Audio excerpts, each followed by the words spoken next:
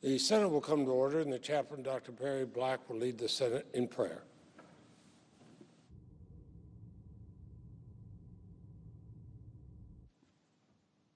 Let us pray. Eternal God, create in us a hunger and thirst for righteousness. May your presence and power direct our actions. Strengthen our senators to do the work of freedom. Rescue them from trouble and give them triumph over life's trials. Lord, remind them that all things are possible to those who believe in you. O God, who rules forever, hear our prayers. Incline your ears to us and grant us your peace. Keep us from slipping as we trust you to save us. We pray in your great name. Amen. Please join with me in pledge allegiance to the flag. Pledge allegiance to the flag of the United States of America and to the republic for which it stands, one nation, under God, indivisible, with liberty and justice for all.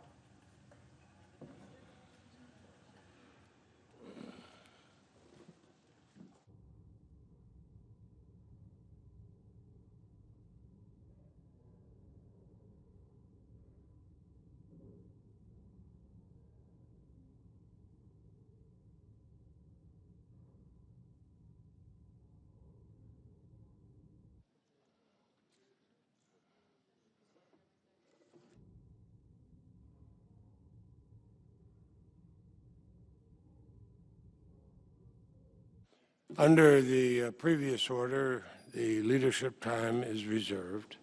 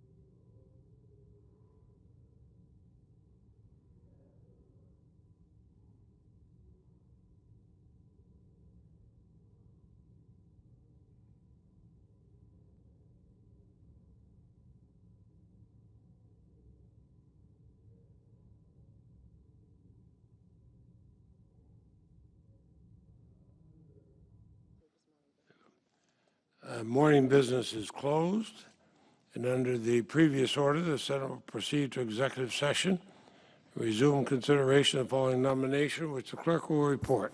Nomination, United States Agency for International Development, Paloma Adams Allen of the District of Columbia to be a Deputy Administrator.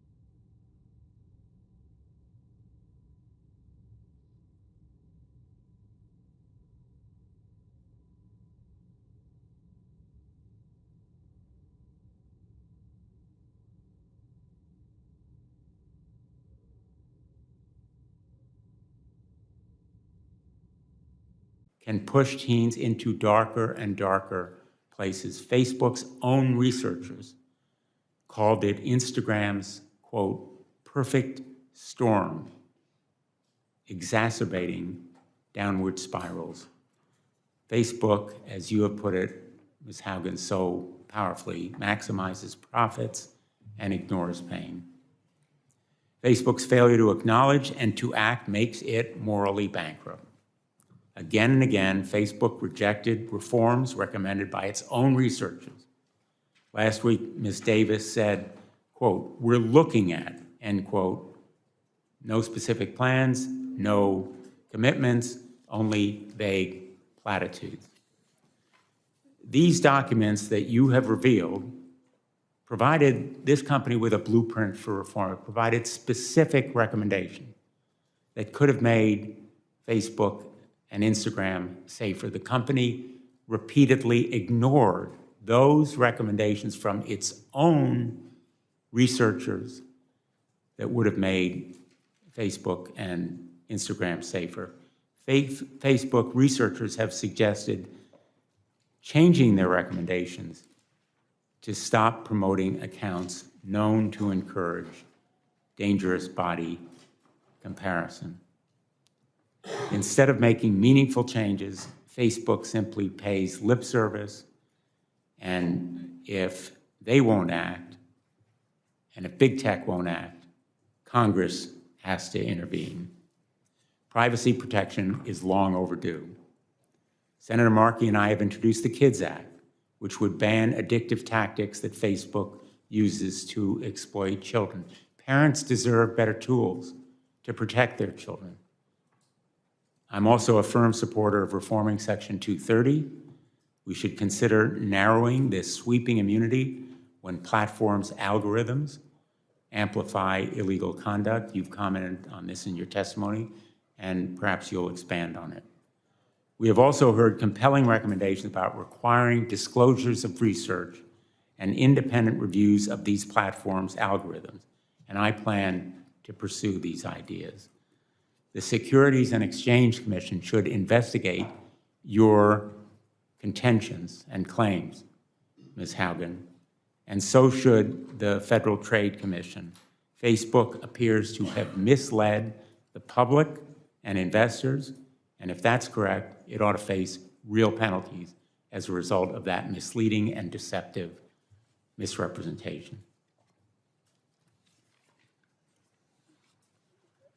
I want to thank all my colleagues who are here today, because what we have is a bipartisan congressional roadmap for reform that will safeguard and protect children from big tech. That will be a focus of our subcommittee moving forward, and it will continue to be bipartisan. And finally, I'll just end on this note. In the past weeks and days, parents have contacted me with their stories, heartbreaking and spine-chilling stories about children pushed into eating disorders, bullying online, self-injury of the most disturbing kind, and sometimes even taking their lives because of social media.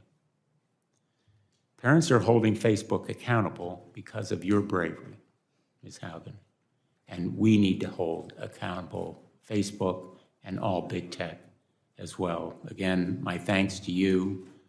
I am going to enter into the record a letter from 52 state attorneys general and from 2 members of the Youth Advisory Board of Sandy Hook Promise, as long as there's no objection. And I will now turn to the ranking member, Senator Blackburn. Thank you, Mr. Chairman, and thank you for entering that letter in the record that we have from our state's attorneys general. Good morning to everyone. It is nice to see people in this hearing room and to be here for the hearing today. Ms. Haugen, we thank you for your appearance before us today and for giving the opportunity not only for Congress, but for the American people to hear from you in this setting, and we appreciate that. Mr. Chairman, I think also thanks to you and your staff that have worked with our team to make certain that we had this hearing and this opportunity today so that we can get more insights into what Facebook is actually doing as they invade the privacy not only of adults, but of children, and look at the ways that they are in violation of the Children's Online Privacy Protection Act, which is federal law, and looking at how they are evading that law and working around it. And as the chairman said, privacy and online privacy, passing a federal privacy standard has been long in the works. I filed my first privacy bill when I was in the House back in 2012, and I think that it will be this Congress and this subcommittee that is going to lead the way to online privacy, data security, Section 230 reforms, and of course, Senator Klobuchar always wants to talk about antitrust. And I have to give a nod. Senator Markey is down there. When we were in the House, we were probably two of the only ones who were talking about the need to have a federal privacy standard. Now, as the chairman mentioned, last week we heard from Ms. Davis, who heads global safety for Facebook. And it was surprising to us that what she tried to do was to minimize the information that was in these documents, to minimize the research, and to minimize the knowledge that Facebook had. At one point, I even reminded her the research was not third-party research. The research was there, Facebook's internal research. So they knew what they were doing. They knew where the violations were, and they know they are guilty. They know this. Their research tells them this. Last week, in advance of our hearing, Facebook released 2 studies and said that the Wall Street Journal was all wrong. They had just gotten it wrong, as if the Wall Street Journal did not know how to read these documents and how to work through this research. Having seen the data that you've presented and the other studies that Facebook did not publicly share, I feel pretty confident that it's Facebook who has done the misrepresenting to this committee. Here are some of the numbers that Facebook chose not to share. And Mr. Chairman, I think it's important that we look at these as we talk about the setting for this hearing, what we learned last week, what you and I have been learning over the past 3 years about big tech and Facebook. And here you go, 66% of teen girls on Instagram and 40% of teen boys experience negative social comparisons. This is Facebook's research. 52% of teen girls who experienced negative social comparison on Instagram said it was caused by images related to beauty. Social comparison is worse on Instagram because it is perceived as real life, but based on celebrity standards. Social comparison mimics the grief cycle and includes a downward emotional spiral encompassing a range of emotions from jealousy to self-proclaimed body dysmorphia. Facebook addiction, which Facebook calls, conveniently, problematic use, is most severe in teens, peaking at age 14. Here's what else we know. Facebook is not interested in making significant changes to improve kids' safety on their platforms, at least not when that would result in losing eyeballs on posts or decreasing their ad revenues. In fact, Facebook is running scared, as they know that, in their own words, young adults are less active and less engaged on Facebook, and that they are running out of teens to add to Instagram. So teens are looking at other platforms like TikTok, and Facebook is only making those changes that add to its users' numbers and ultimately its profits. Follow the money. So what are these changes? Allowing users to create multiple accounts that Facebook does not delete, and encouraging teens to create second accounts they can hide from their parents. They are also studying younger and younger children, as young as 8, so that they can market to them. And while Ms. Davis says that kids below 13 are not allowed on Facebook or Instagram, we know that they are, because she told us that they recently had deleted 600,000 accounts from children under age 13. So how do you get that many underage accounts if you aren't turning a blind eye to them in the first place? And then in order to try to clean it up, you go to delete it, and then you say, oh, by the way, we just in the last month deleted 600,000 underage accounts. And speaking of turning a blind eye, Facebook turns a blind eye to user privacy. News broke yesterday that the private data of over 1.5 billion, that's right, 1.5 billion Facebook users is being sold on a hacking forum. That's its biggest data breach to date.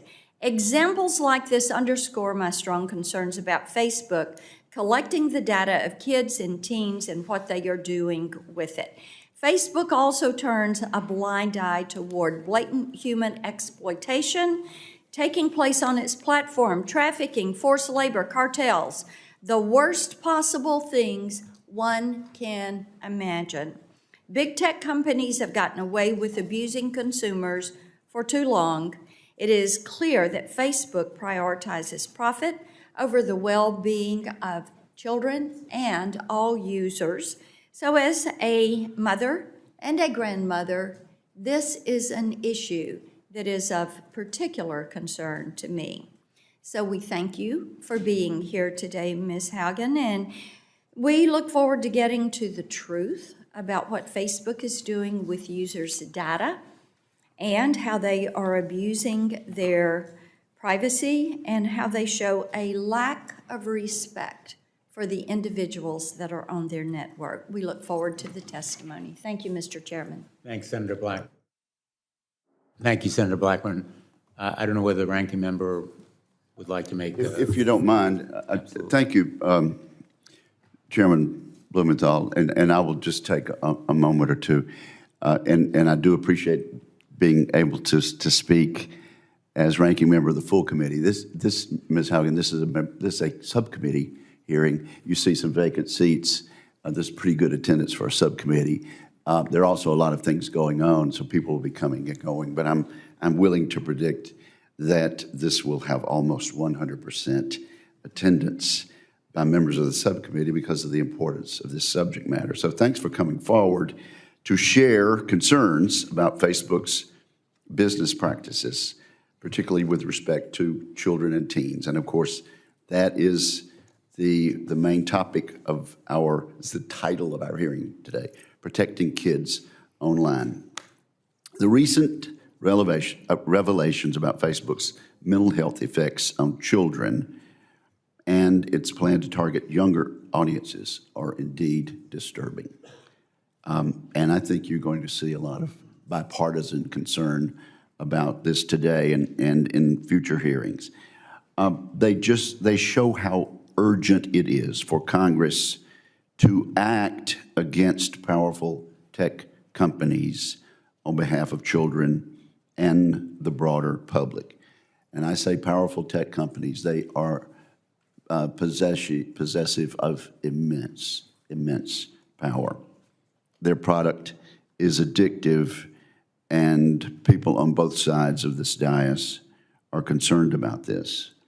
I talked to an opinion maker just down the hall a few moments before this hearing. This person said, the tech gods have been demystified now. And I think this hearing today, Mr. Chair, is a part of the process of demystifying big tech. The children of America are hooked on their product. It is often destructive and harmful, and there is a cynical knowledge on behalf of the leadership of these big tech companies that that is true. Ms. Haugen, I hope you will have a chance to talk about your work experience at Facebook and perhaps compare it to other social media companies. I also look forward to hearing your thoughts on how this committee and how this Congress can ensure greater accountability and transparency, especially with regard to children. So thank you, Mr. Chairman, and thank you, Ms. Haugen, for being here today. Thanks, Senator Wicker. Our witness this morning is Frances Haugen. She was the lead product manager on Facebook's civic misinformation team. She holds a degree in electrical and computer engineering from Olin College and an MBA from Harvard. She made the courageous decision, as all of us here and many others around the world know, to leave Facebook and reveal the terrible truths about the company she learned during her tenure there. And I think we are all in agreement here in expressing our gratitude and our admiration for your bravery in coming forward. Thank you, Ms. Haugen. Please proceed.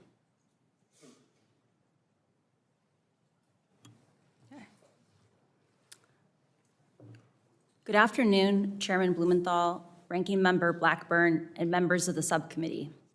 Thank you for the opportunity to appear before you. My name is Frances Haugen. I used to work at Facebook. I joined Facebook because I think Facebook has the potential to bring out the best in us. But I'm here today because I believe Facebook's products harm children, stoke division, and weaken our democracy. The company's leadership knows how to make Facebook and Instagram safer, but won't make the necessary changes because they have put their astronomical profits before people. Congressional action is needed. They won't solve this crisis without your help. Yesterday, we saw Facebook get taken off the internet. I don't know why it went down, but I know that for more than 5 hours, Facebook wasn't used to deepen divides, destabilize democracies, and make young girls and women feel bad about their bodies. It also means that millions of small businesses weren't able to reach potential customers, and countless photos of new babies weren't joyously celebrated by family and friends around the world. I believe in the potential of Facebook. We can have social media we enjoy that connects us without tearing apart our democracy, putting our children in danger, and sowing ethnic violence around the world. We can do better. I have worked as a product manager at large tech companies since 2006, including Google, Pinterest, Yelp, and Facebook. My job has largely focused on algorithmic products like Google Plus Search and recommendation systems like the one that powers the Facebook newsfeed. Having worked on 4 different types of social networks, I understand how complex and nuanced these problems are. However, the choices being made inside of Facebook are disastrous for our children, for our public safety, for our privacy, and for our democracy. And that is why we must demand Facebook make changes. During my time at Facebook, first working as the lead product manager for civic misinformation, and later on counter-espionage, I saw Facebook repeatedly encounter conflicts between its own profits and our safety. Facebook consistently resolved these conflicts in favor of its own profits. The result has been more division, more harm, more lies, more threats, and more combat. In some cases, this dangerous online talk has led to actual violence that harms and even kills people. This is not simply a matter of certain social media users being angry or unstable, or about one side being radicalized against the other. It is about Facebook choosing to grow at all costs, becoming an almost $1 trillion company by buying its profits with our safety. During my time at Facebook, I came to realize a devastating truth. Almost no one outside of Facebook knows what happens inside of Facebook. The company intentionally hides vital information from the public, from the US government, and from governments around the world. The documents I have provided to Congress proved that Facebook has repeatedly misled the public about what its own research reveals about the safety of children, the efficacy of its artificial intelligence systems, and its role in spreading divisive and extreme messages. I came forward because I believe that every human being deserves the dignity of the truth. The severity of this crisis demands that we break out of our previous regulatory frames. Facebook wants to trick you into thinking that privacy protections or changes to Section 230 alone will be sufficient. While important, these will not get to the core of the issue, which is that no one truly understands the destructive choices made by Facebook except Facebook. We can afford nothing less than full transparency. As long as Facebook is operating in the shadows, hiding its research from public scrutiny, it is unaccountable. Until the incentives change, Facebook will not change. Left alone, Facebook will continue to make choices that go against the common good, our common good. When we realized big tobacco was hiding the harms it caused, the government took action. When we figured out cars were safer with seatbelts, the government took action. And when our government learned that opioids were taking lives, the government took action. I implore you to do the same here. Today, Facebook shapes our perception of the world by choosing the information we see. Even those who don't use Facebook are impacted by the majority who do. A company with such frightening influence over so many people, over their deepest thoughts, feelings, and behavior, needs real oversight. But Facebook's closed design means it has no real oversight. Only Facebook knows how it personalizes your feed for you. At other large tech companies like Google, any independent researcher can download from the internet the company's search results and write papers about what they find. And they do. But Facebook hides behind walls that keeps researchers and regulators from understanding the true dynamics of their system. Facebook will tell you privacy means they can't give you data. This is not true. When tobacco companies claimed that filtered cigarettes were safer for consumers, scientists could independently invalidate these marketing messages and confirm that, in fact, they posed a greater threat to human health. The public cannot do the same with Facebook. We are given no other option than to take their marketing messages on blind faith. Not only does the company hide most of its own data, my disclosure has proved that when Facebook is directly asked questions as important as, how do you impact the health and safety of our children, they mislead and they choose to mislead and misdirect. Facebook has not earned our blind faith. This inability to see into Facebook's actual systems and confirm how they work is communicated and confirm that they work as communicated is like the Department of Transportation regulating cars by only watching them drive down the highway. Today, no regulator has a menu of solutions for how to fix Facebook because Facebook didn't want them to know enough about what's causing the problems. Otherwise, there wouldn't have been need for a whistleblower. How is the public supposed to assess if Facebook is resolving conflicts of interest in a way that is aligned with the public good if the public has no visibility into how Facebook operates? This must change. Facebook wants you to believe that the problems we're talking about are unsolvable. They want you to believe in false choices. They want you to believe that you must choose between a Facebook full of divisive and extreme content or losing one of the most important values our country was founded upon, free speech. That you must choose between public oversight of Facebook's choices and your personal privacy. That to be able to share fun photos of your kids with old friends, you must also be inundated with anger-driven virality. They want you to believe that this is just part of the deal. I am here today to tell you that's not true. These problems are solvable. A safer, free speech respecting, more enjoyable social media is possible. But there's one thing that I hope everyone takes away from these disclosures. It is that Facebook can change, but is clearly not going to do so on its own. My fear is that without action, divisive and extremist behaviors we see today are only the beginning. What we saw in Myanmar and are now seeing in Ethiopia are only the opening chapters of a story so terrifying, no one wants to read the end of it.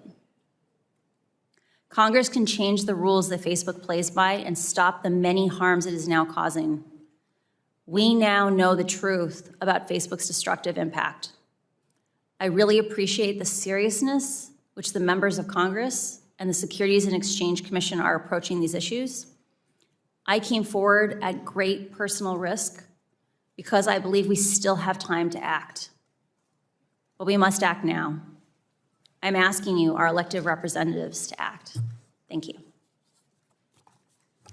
Thank you, Ms. Haugen. Thank you for taking that personal risk, and we will do anything and everything to protect and stop any retaliation against you and any legal action that the company may bring to bear, or anyone else, and we've made that, I think, very clear in the course of these proceedings. I want to ask you about this idea of disclosure. You've talked about looking, in effect, at a car going down the road, and we're going to have 5-minute rounds of questions, maybe a second round if you're willing to do it. We're here today to look under the hood, and that's what we need to do more. In August, Senator Blackburn and I wrote to Mark Zuckerberg, and we asked him pretty straightforward questions about how the company works and safeguards children and teens on Instagram. Facebook dodged, ducked, sidetracked, in effect misled us. So I'm going to ask you a few straightforward questions to break down some of what you have said, and if you can answer them yes or no, that would be great. Has Facebook's research, its own research, ever found that its platforms can have a negative effect on children and teens' mental health or well-being? Many of Facebook's internal research reports indicate that Facebook has a serious negative harm on a significant portion of teenagers and younger and children. And has Facebook ever offered features that it knew had a negative effect on children's and teens' mental health? Facebook knows that its amplification algorithms, things like engagement-based ranking on Instagram, can lead children from very innocuous topics like healthy recipes. I think all of us could eat a little more healthy, all the way from just something innocent like healthy recipes to anorexia promoting content over a very short period of time. And has Facebook ever found, again, in its research, that kids show sign of addiction on Instagram?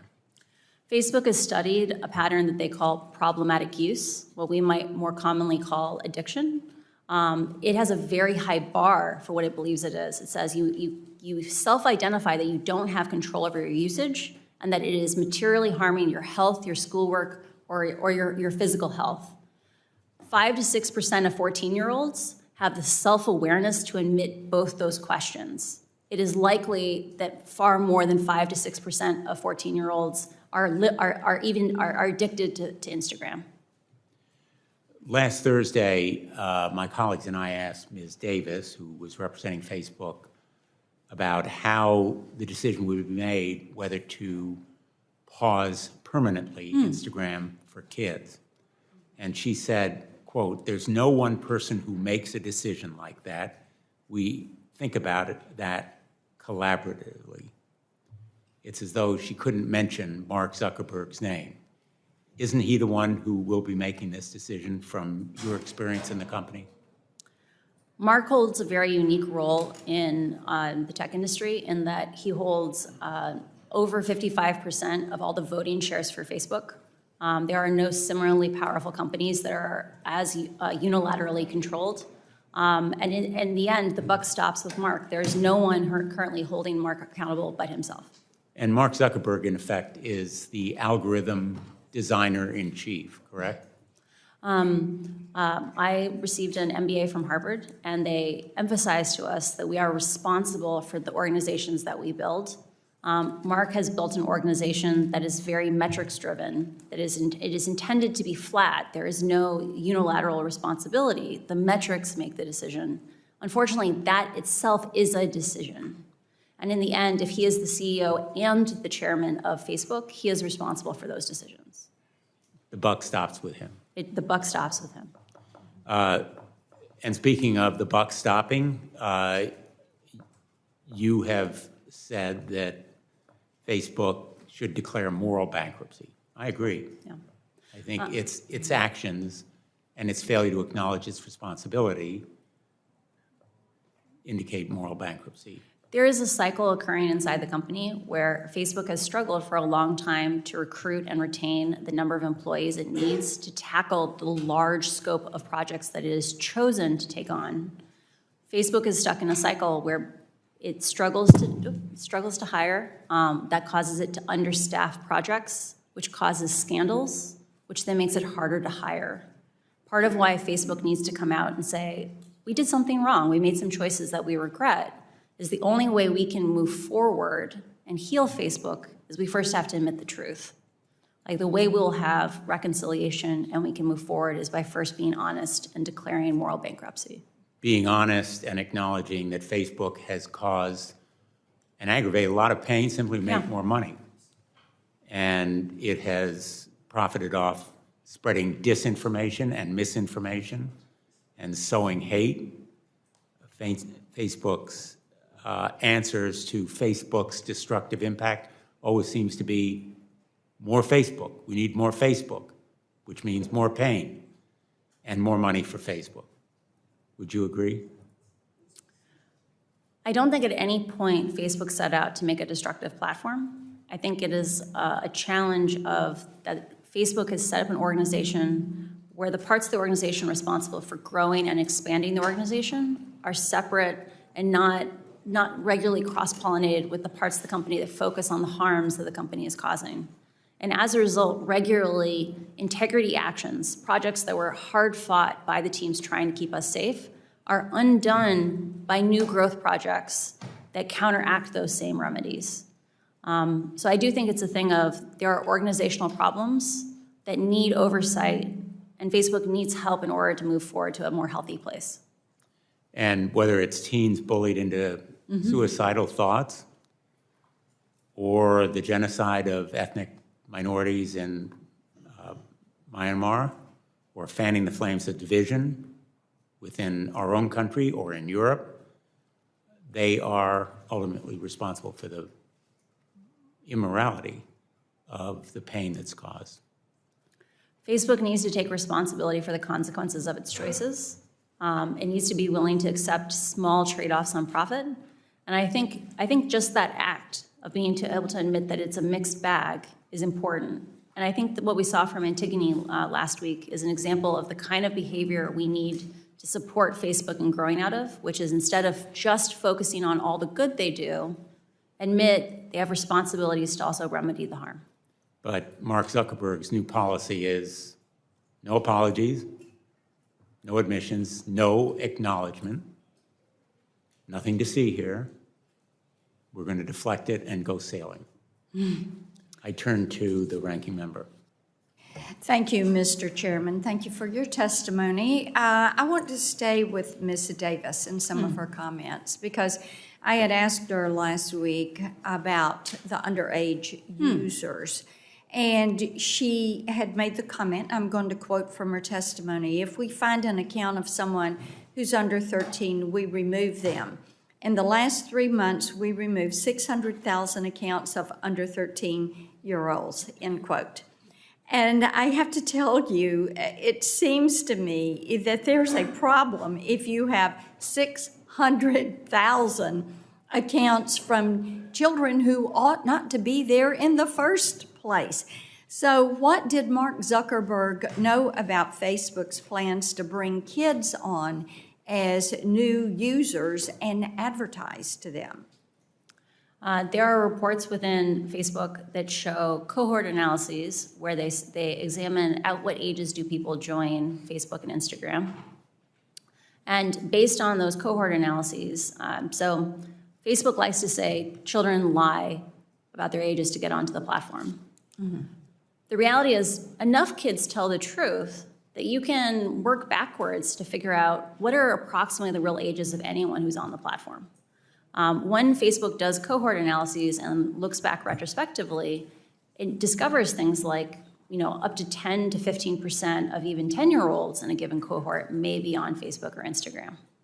Okay, so this is why Adam Mosseri, who's the CEO of Instagram, would have replied to JoJo Siwa when she said to him, "Oh, I've been on Instagram since I was 8." He said he didn't want to know that. Yeah. So it would be for this reason, correct? A pattern of behavior that I saw at Facebook was that often problems were so understaffed that there was kind of an implicit discouragement from having better detection systems. So, for Okay. example, I worked, my last team at Facebook was on the counter-espionage team within the threat intelligence org. And at any given time, our team could only handle a third of the cases that we knew about.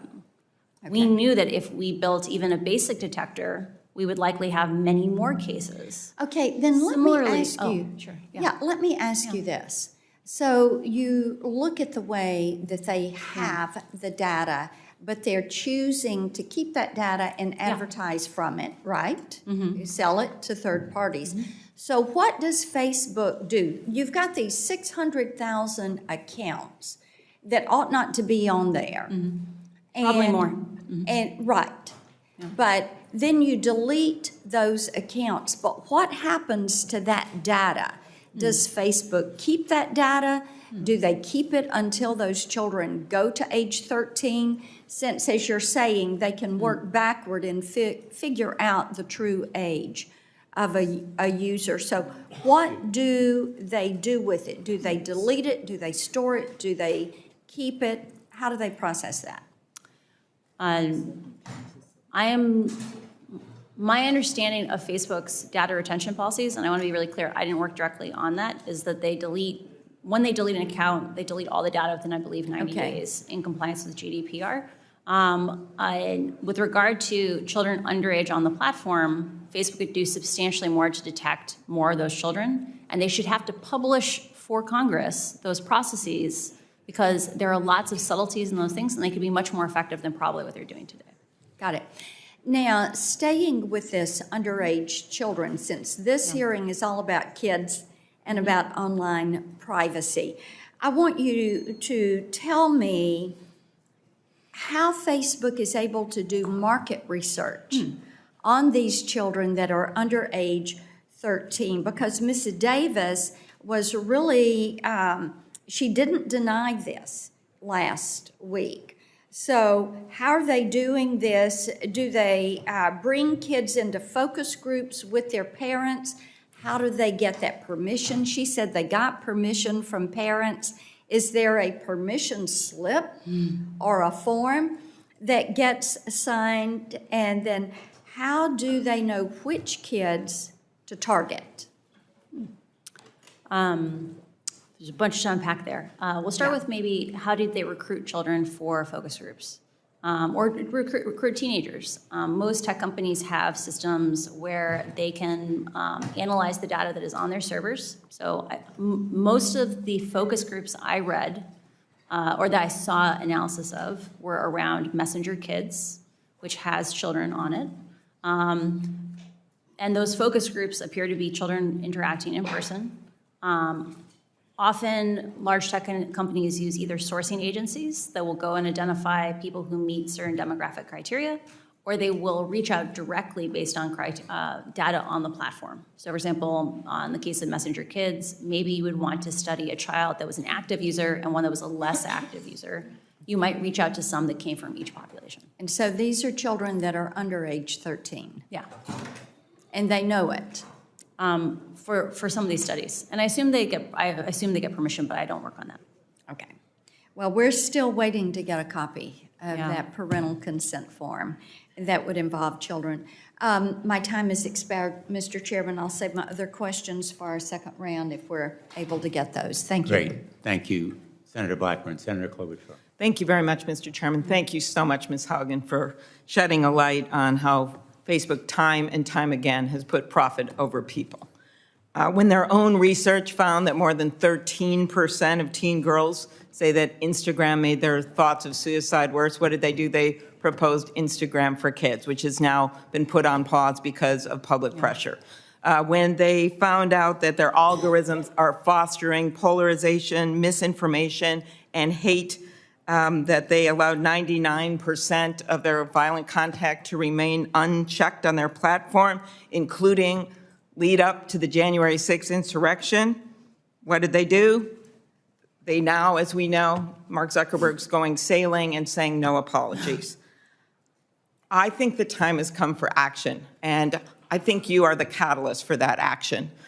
You have said privacy legislation is not enough. I completely agree with you. But I think you know we have not done anything to update our privacy laws in this country, our federal privacy laws. Nothing, zilch, in any major way. Why? Because there are lobbyists around every single corner of this building that have been hired by the tech industry. We have done nothing when it comes to making the algorithms more transparent, allowing for the university research that you referred to. Why? Because Facebook and the other tech companies are throwing a bunch of money around this town and people are listening to them.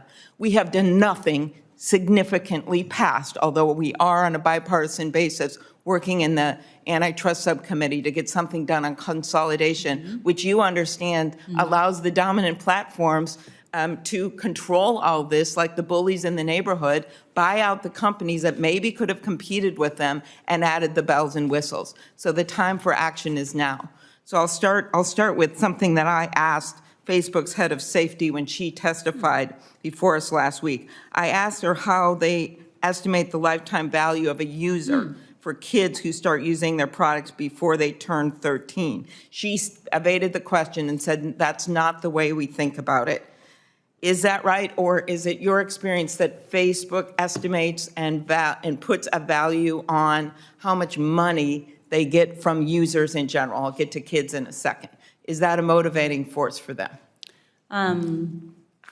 Based on what I saw in terms of allocation of integrity spending, so one of the things disclosed in the Wall Street Journal was that I believe it's like 87% of all the misinformation spending is spent on English, but only about like 9% of the users are English speakers.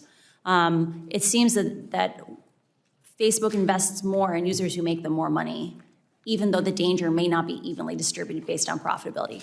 Does it make sense that having a younger person get hooked on social media at a young age makes them more profitable over the long term as they have a life ahead of them? Facebook's internal documents talk about the importance of getting younger users, for example, tweens, onto Instagram, like Instagram Kids, because they need to have, they know that children bring their parents online and things like that. And so they understand the value of younger users for the long-term success of Facebook. Facebook reported advertising revenue to be $51.58 per user last quarter in the US and Canada. When I asked Ms. Davis how much of that came from Instagram users under 18, she wouldn't say. Do you think that teens are profitable for their company? I would assume so, based on advertising for things like television. You get much substantially higher advertising rates for customers who don't yet have preferences or habits. And so I'm sure they are some of the more profitable users on Facebook, but I do not work directly on that. Another major issue that's come out of this, eating disorders. Studies have found that eating disorders actually have the highest mortality rate of any mental illness for women. And I led a bill on this with Senators Capito and Baldwin that we passed into law. And I'm concerned that this algorithms that they have pushes outrageous content, promoting anorexia and the like. I know it's personal to you. Do you think that their algorithms push some of this content to young girls? Facebook knows that the engagement-based ranking, the way that they pick the content in Instagram for young users, for all users, amplifies preferences. And they have done something called a proactive incident response, where they take things that they've heard, for example, like, can you be led by the algorithms to anorexia content? And they have literally recreated that experiment themselves and confirmed, yes, this happens to people. So Facebook knows that they are leading young users to anorexia content. Do you think they are deliberately designing their product to be addictive beyond even that content?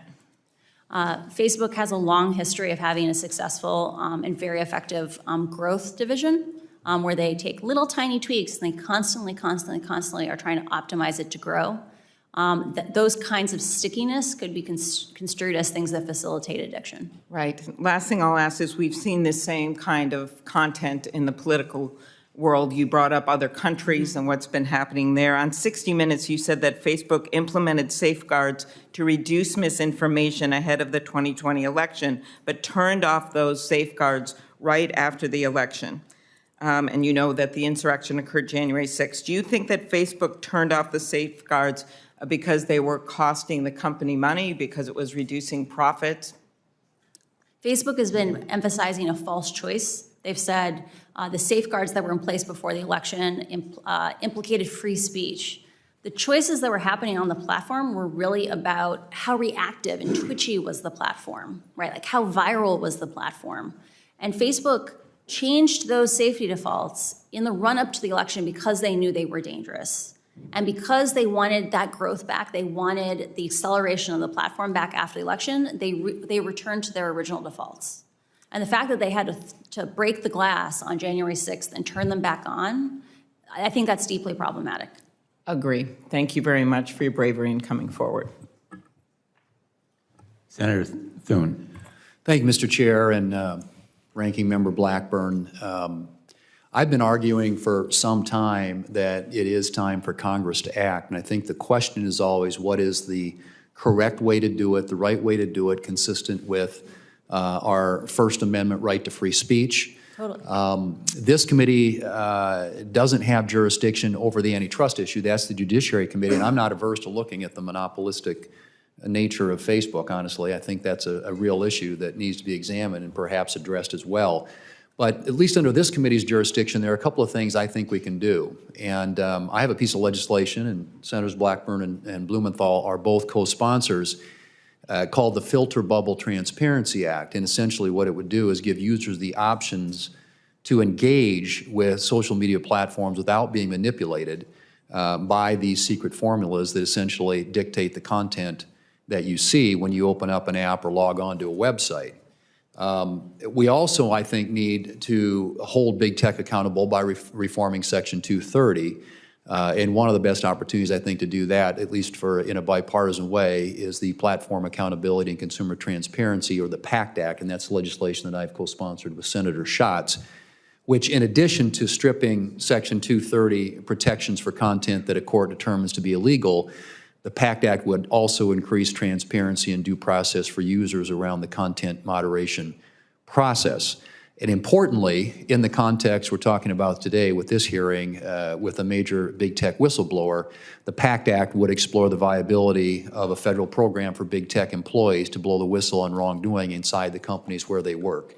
In my view, we should encourage employees in the tech sector like you to speak up about questionable practices of big tech companies, so we can, among other things, ensure that Americans are fully aware of how social media platforms are using artificial intelligence and opaque algorithms to keep them hooked on the platform. So let me, Ms. Haugen, just ask you, we've learned from the information that you provided that Facebook conducts what's called engagement-based ranking, which you've described as very dangerous. Could you talk more about why engagement-based ranking is dangerous, and do you think Congress should seek to pass legislation like the Filter Bubble Transparency Act that would give users the ability to avoid engagement-based ranking altogether? Facebook is going to say, you don't want to give up engagement-based ranking. You're not going to like Facebook as much if we're not picking out the content for you. That's just not true.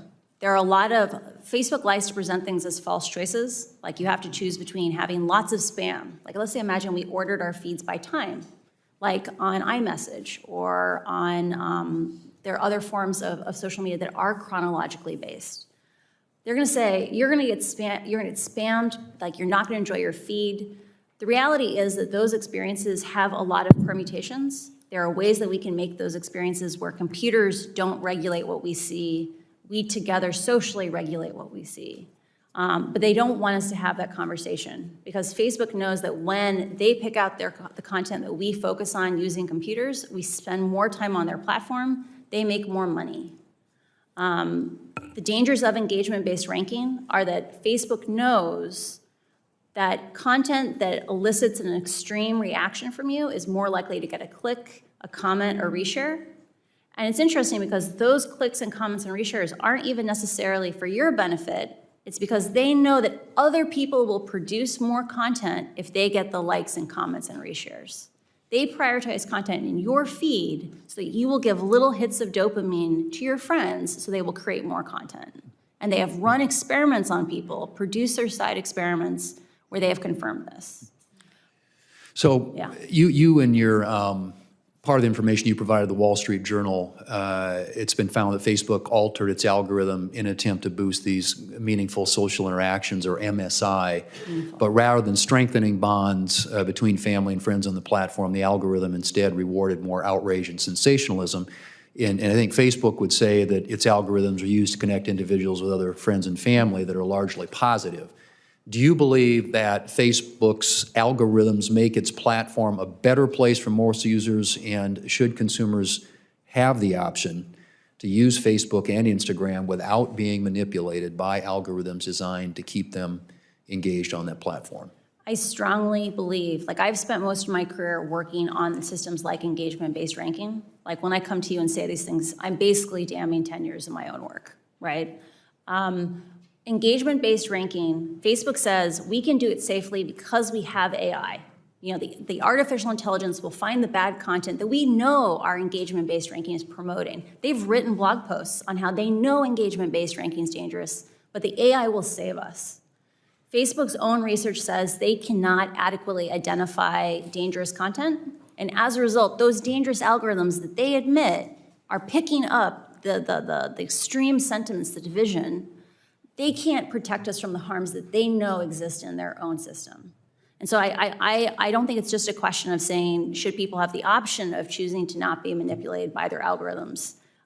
I think if we had appropriate oversight, or if we reformed 230 to make Facebook responsible for the consequences of their intentional ranking decisions, I think they would get rid of engagement-based ranking, because it is causing teenagers to be exposed to more anorexia content. It is pulling families apart. And in places like Ethiopia, it's literally fanning ethnic violence.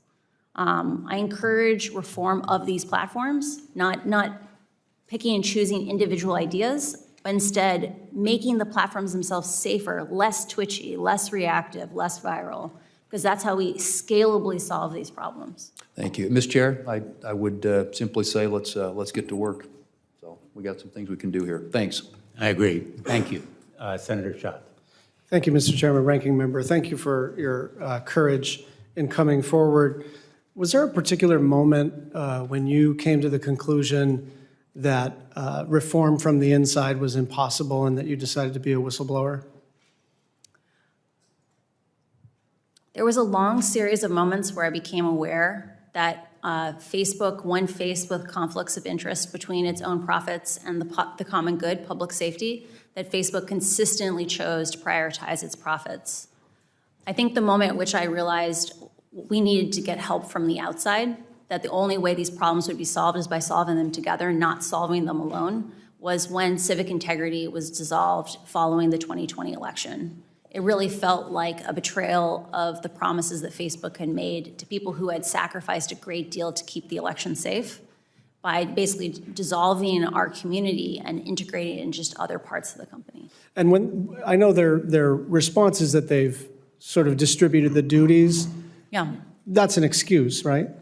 I cannot see into the hearts of other men, and I don't know what their Well, let me say it motivations this way. are. It won't work, right? And I can tell you that when I left the company, so the people who I worked with were disproportionately, maybe 75% of my pod of 7 people. Those are product managers, program managers. Most of them had come from civic integrity. All of us left the inauthentic behavior pod, either for other parts of the company or the company entirely over the same 6-week period of time. So 6 months after the reorganization, we had clearly lost faith that those changes were coming. You said in your opening statement that they know how to make Facebook and Instagram safer. So, thought experiment. You are now the chief executive officer and chairman of the company. What changes would you immediately institute? I would immediately establish a policy of how to share information and research from inside the company with appropriate oversight bodies like Congress. I would give proposed legislation to Congress saying, here's what an effective oversight agency would look like. I would actively engage with academics to make sure that people who are confirming are Facebook's marketing message is true have the information they need to confirm these things. And I would immediately implement the, quote, soft interventions that were identified to protect the 2020 election. So that's things like requiring someone to click on a link before resharing it, because other companies like Twitter have found that that significantly reduces misinformation. No one is censored by being forced to click on a link before resharing it. Thank you. I want to pivot back to Instagram's targeting of kids. We all know that they announced a pause, but that reminds me of what they announced when they were going to issue a digital currency. And they got beat up by the U.S. Senate Banking Committee, and they said, never mind. And now they're coming back around, hoping that nobody notices that they are going to try to issue a currency. Now, let's set aside for the moment the sort of the business model, which appears to be gobble up everything, do everything. That's the growth strategy. Do you believe that they're actually going to discontinue Instagram Kids, or are they just waiting for the dust to settle? I would be sincerely surprised if they do not continue working on Instagram Kids, and I would be amazed if a year from now we don't have this conversation again. Why? Facebook understands that if they want to continue to grow, they have to find new users. They have to make sure that the next generation is just as engaged with Instagram as the current one. And the way they'll do that is by making sure that children establish habits before they have good self-regulation. By hooking kids. By hooking kids. I would like to emphasize one of the documents that we sent in on problematic use examined the rates of problematic use by age, and that peaked with 14-year-olds. It's just like cigarettes. Teenagers don't have good self-regulation. They say explicitly, I feel bad when I use Instagram, and yet I can't stop. We need to protect the kids. Just my final question. I have a long list of misstatements, misdirections, and outright lies from the company. I don't have the time to read them, but you're as intimate with all of these deceptions as I am, so I will just jump to the end. If you were a member of this panel, would you believe what Facebook is saying? I would not believe. Facebook has not earned our right to just have blind trust in them. Trust is, last week, one of the most beautiful things that I heard on the committee was trust is earned, and Facebook has not earned our trust. Thank you. Thanks, Senator Schatz. Senator Moran, and then we've been joined by the chair, Senator Cantwell. She'll be next. We're going to break at about 11:30, if that's okay, because we have a vote. Okay. And then we'll reconvene. Okay. Mr. Chairman, thank you. The conversation so far reminds me that you and I ought to resolve our differences and introduce legislation. So as Senator Thune said, let's go to work. Our differences are very minor, or they seem very minor in the face of the revelations that we've now seen, so I'm hoping we can move forward, Senator Moran. I share that view, Mr. Chairman. Thank you. Thank you very much for your testimony. What examples do you know? We've talked about particularly children, teenage girls specifically, but what other examples do you know about where Facebook or Instagram knew its decisions would be harmful to its users, but still proceeded with the plan and executed those harmful behavior? Facebook's internal research is aware that there are a variety of problems facing children on Instagram that are, they know that severe harm is happening to children. For example, in the case of bullying, Facebook knows that Instagram dramatically changes the experience of high school. So when we were in high school, or when I was in high school, most kids You looked at me and changed your wording. Sorry. When I was in high school, most kids have positive home lives. Like, it doesn't matter how bad it is at school. Kids can go home and reset for 16 hours. Kids who are bullied on Instagram, the bullying follows them home. It follows them into their bedrooms. The last thing they see before they go to bed at night is someone being cruel to them, or the first thing they see in the morning is someone being cruel to them. Kids are learning that their own friends, like people who they care about them, are cruel to them. Like, think about how that's going to impact their domestic relationships when they become 20-somethings or 30-somethings, to believe that people who care about you are mean to you. Facebook knows that parents today, because they didn't experience these things, they never experienced this addictive experience with a piece of technology, they give their children bad advice. They say things like, why don't you just stop using it? And so that Facebook's own research is aware that children express feelings of loneliness and struggling with these things because they can't even get support from their own parents. I don't understand how Facebook can know all these things and not escalate it to someone like Congress for help and support in navigating these problems. Let me ask the question in a broader way. Besides teenagers, or besides girls, or besides youth, are there other practices at Facebook or Instagram that are known to be harmful but yet are pursued? Facebook is aware that choices it made in establishing like meaningful social interactions, so engagement-based ranking that didn't care if you bullied someone or committed hate speech in the comments, that was meaningful. They know that that change directly changed publishers' behavior, that companies like BuzzFeed wrote in and said, the content is most successful on our platform is some of the content we're most ashamed of. You have a problem with your ranking, and they did nothing. They know that politicians are being forced to take positions they know their own constituents don't like or approve of because those are the ones that get distributed on Facebook. That's a huge, huge negative impact. Facebook also knows that they have admitted in public that engagement-based ranking is dangerous without integrity and security systems, but then not rolled out those integrity and security systems to most of the languages in the world. And that's what's causing things like ethnic violence in Ethiopia. Thank you for your answer. What is the magnitude of Facebook's revenues or profits that come from the sale of user data? Oh, I'm sorry. I've never worked on that. I'm not aware. Thank you.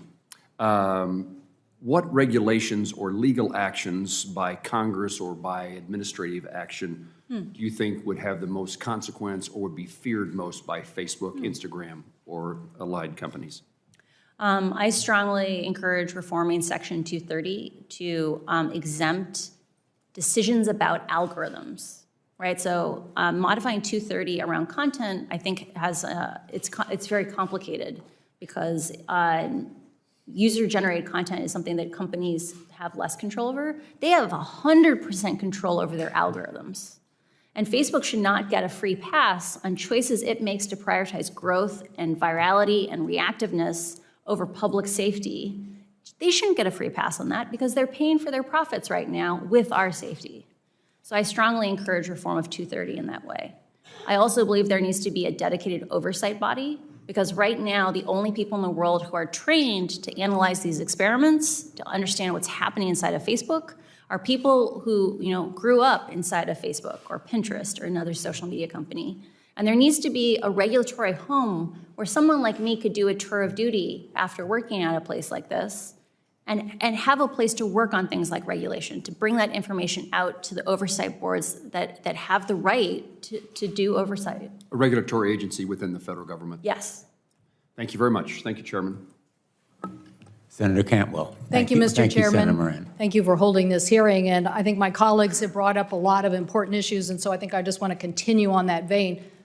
First of all, the Privacy Act that I introduced along with several of my colleagues actually does have FTC oversight of algorithm transparency. In some instances, I'd hope you take a look at that and tell us what other areas you think we should add to that level of transparency. But clearly that's the issue at hand here, I think, in your coming forward. So thank you again for your willingness to do that. The documentation that you say now exists is the level of transparency about what's going on that people haven't been able to see.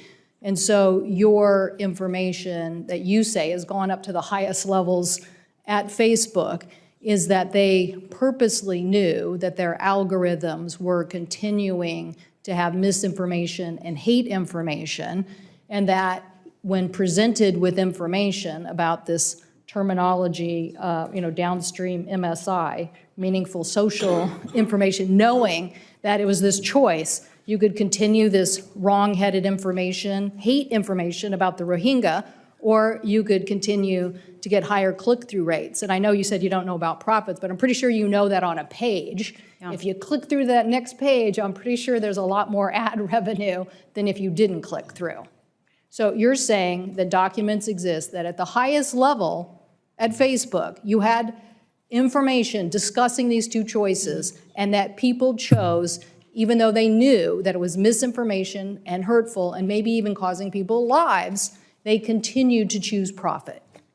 We have submitted documents to Congress outlining Mark Zuckerberg was directly presented with a list of, quote, soft interventions. So a hard intervention is like taking a piece of content off Facebook, taking a user off Facebook. Soft interventions are about making slightly different choices to make the platform less viral, less twitchy.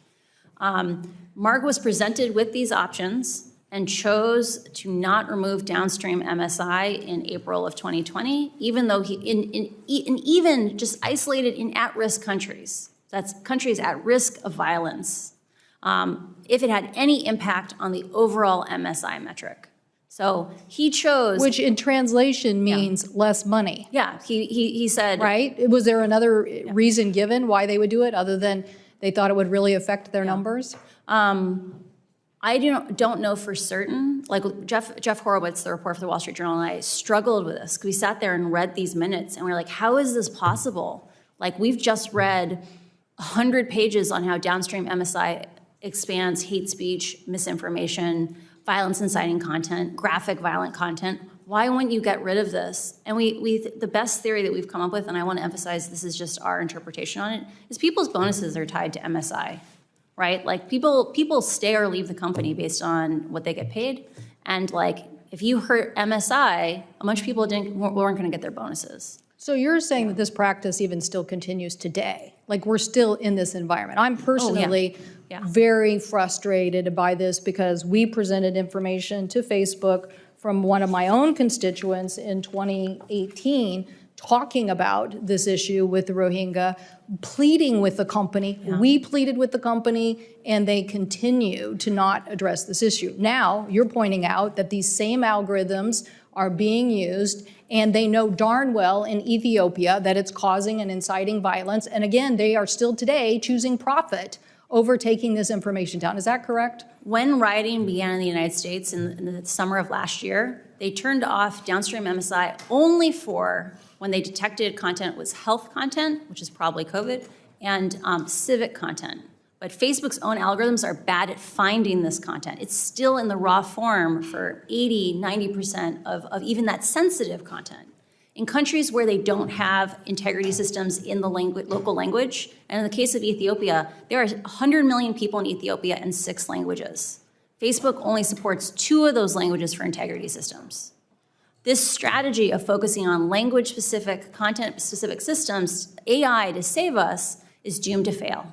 I need to get to one of them. First of all, I'm sending a letter to Facebook today. They better not delete any information as it relates to the Rohingya or investigations about how they proceeded on this, particularly in light of your information or the documents.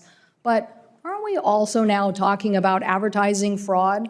Aren't you selling something to advertisers that's not really what they're getting?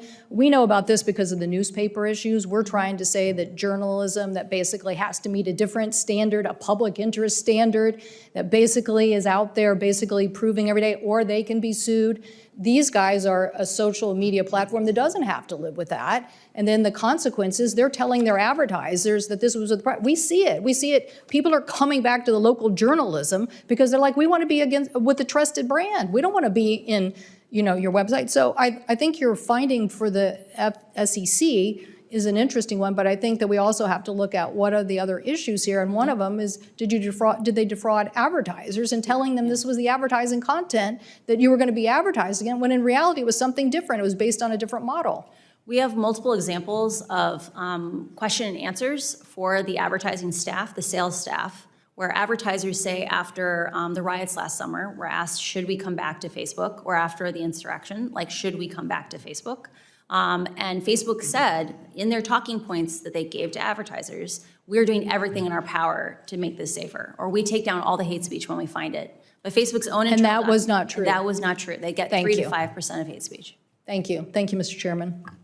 Thanks, Senator Cantwell. And if you want to make your letter available to other members of the committee, I'd be glad to join you myself. Thank you. And Thank you. thank you for suggesting it. Thank you. Senator Lee. Thank you, Mr. Chairman, and thank you, Ms. Haugen, for joining us this week. It's very, very helpful. We're grateful that you're willing to make yourself available. Last week, we had another witness from Facebook, Ms. Davis.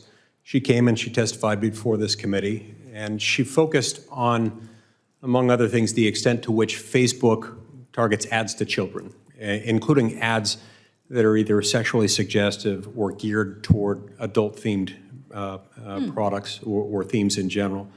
Now, while I appreciated her willingness to be here, I didn't get the clearest answers in response to some of those questions. And so I'm hoping that you can help shed some light on some of those issues related to Facebook's advertising processes here today. As we get into this, I want to first read you a quote that I got from Ms. Davis last week. Here's what she said during her questioning. Quote, "When we do ads to young people, there are only 3 things that an advertiser can target around: age, gender, location. We also prohibit certain ads to young people, including weight loss ads. We don't allow tobacco ads at all, meaning to young people. We don't allow them to children. We don't allow them to minors," close quote.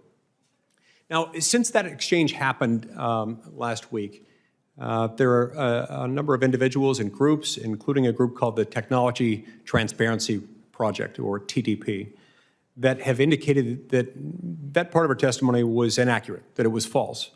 TTP noted that TTP had conducted an experiment just last month, and their goal was to run a series of ads that would be targeted to children ages 13 to 17, to users in the United States. Now, I want to emphasize that TTP didn't end up running these ads. They stopped them from being distributed to users. But Facebook did, in fact, approve them. And as I understand it, Facebook approved them for an audience of up to 9.1 million users, all of whom were teens. So I brought a few of these to show you today. This is the first one I wanted to showcase. This first one has a colorful graphic encouraging kids to, quote, "throw a Skittles party like no other," which, as the graphic indicates, and as the slang jargon also independently suggests, this involves kids getting together randomly to abuse prescription drugs. The second graphic displays an anti-tip. That is, a tip specifically designed to encourage and promote anorexia.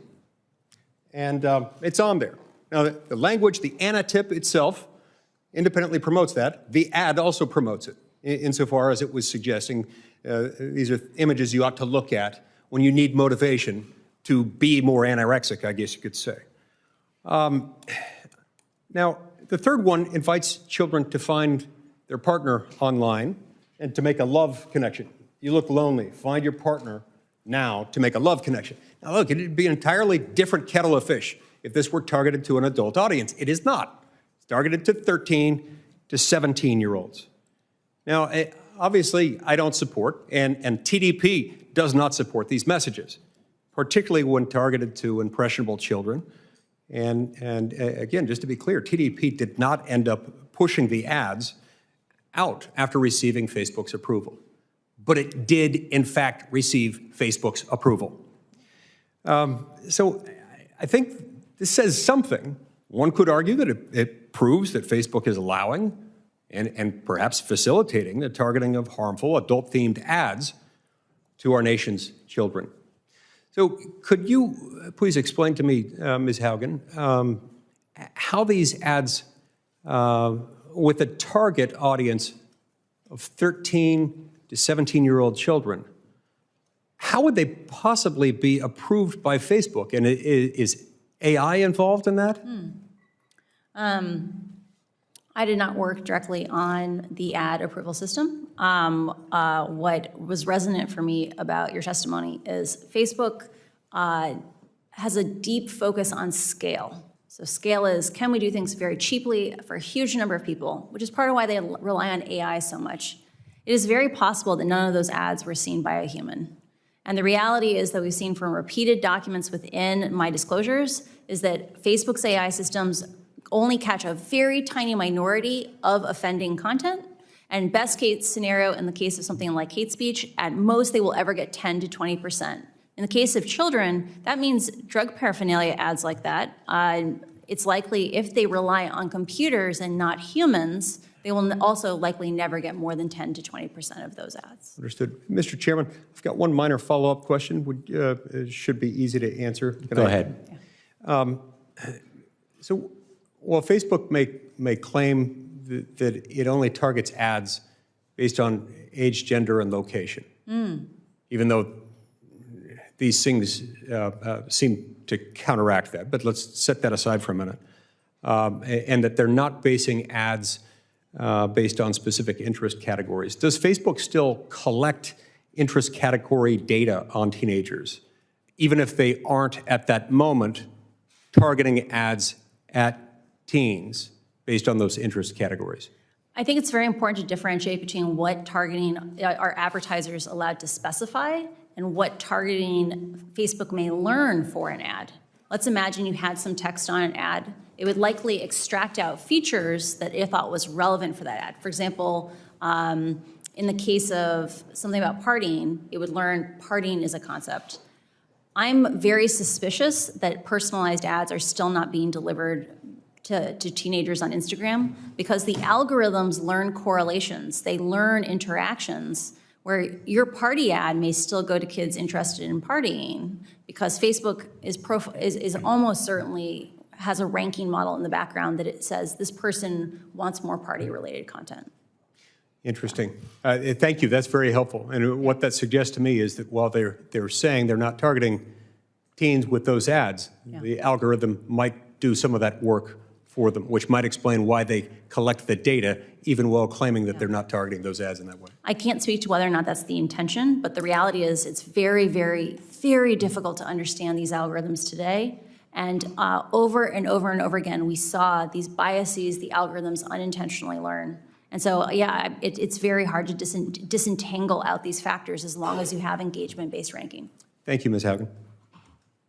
Thank you very much, Senator Lee. Senator Markey. Thank you, Mr. Chairman, very much. Thank you, Ms. Haugen. You are a 21st century American hero, warning our country of the danger for young people, for our democracy, and our nation owes you just a huge debt of gratitude for the courage you're showing here today, so thank you. Ms. Haugen, do you agree that Facebook actively seeks to attract children and teens onto its platforms? Facebook actively markets to children or markets to children under the age of 18 to get on Instagram, and definitely targets children as young as 8 to be on in Messenger Kids. An internal Facebook document from 2020 that you revealed reads, "Why do we care about tweens? They are a valuable but untapped audience." So Facebook only cares about children to the extent that they are of monetary value. Last week, Facebook's global head of safety, Antigone Davis, told me that Facebook does not allow targeting of certain harmful content to teens. Ms. Davis stated, "We don't allow weight loss ads to be shown to people under the age of 18. Yet, a recent study found that Facebook permitted targeting of teens as young as 13 with ads that showed a young woman's thin waist promoting websites that glorify anorexia." Ms. Haugen, based on your time at Facebook, do you think Facebook is telling the truth? I think Facebook has focused on scale over safety, and it is likely that they are using artificial intelligence to try to identify harmful ads without allowing the public oversight to see what is the actual effectiveness of those safety systems. You unearthed Facebook's research about its harm to teens. Did you raise this issue with your supervisors? I did not work directly on anything involving teen mental health. This research is freely available to anyone in the company. Mr. Davis testified last week, quote, "We don't allow tobacco ads at all. We don't allow them to children either. We don't allow alcohol ads to minors. However, researchers also found that Facebook does allow targeting of teens with ads on vaping." Ms. Haugen, based on your time at Facebook, do you think Facebook is telling the truth? I do not have context on that issue. I assume that if they are using artificial intelligence to catch those vape ads, unquestionably ads are making its way through. Okay. So from my perspective, listening to you and your incredibly courageous revelations time and time again, Facebook says one thing and does another. Time and time again, Facebook fails to abide by the commitments that they had made. Time and time again, Facebook lies about what they are doing. Yesterday, Facebook had a platform outage, but for years it has had a principles outage. Its only real principle is profit. Facebook's platforms are not safe for young people. As you said, Facebook is like big tobacco, enticing young kids with that first cigarette, that first social media account designed to hook kids as users for life. Ms. Haugen, your whistleblowing shows that Facebook uses harmful features that quantify popularity, push manipulative influencer marketing, amplify harmful content to teens. And last week in this committee, Facebook wouldn't even commit to not using these features on 10-year-olds. Facebook is built on computer codes of misconduct. Senator Blumenthal and I have introduced the Kids Internet Design and Safety Act, the KIDS Act. You have asked us to act as a committee. And Facebook has scores of lobbyists in the city right now coming in right after this hearing to tell us we can't act. And they've been successful for a decade in blocking this committee from acting. So let me ask you a question. The Kids Internet Design and Safety Act, or the KIDS Act, here's what the legislation does.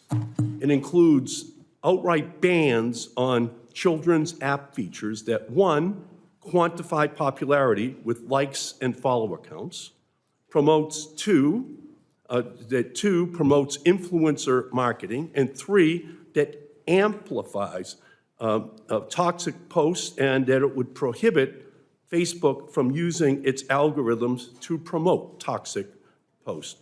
Should we pass that legislation? I strongly encourage reforms that push us towards human-scale social media and not computer-driven social media. Those amplification harms are caused by computers choosing what's important to us, not our friends and family. And I encourage any system that children are exposed to not use amplification systems. So you agree that Congress has to enact these special protections for children and teens that stop social media companies from manipulating young users and threatening their well-being, to stop using its algorithm to harm kids. You agree with that? I do believe Congress must act to protect children. And children and teens also need a privacy online Bill of Rights. I'm the author of the Children's Online Privacy Protection Act of 1998. But it's only for kids under 13 because the industry stopped me from making it age 16 in 1998, because it was already their business model. But we need to update that law for the 21st century.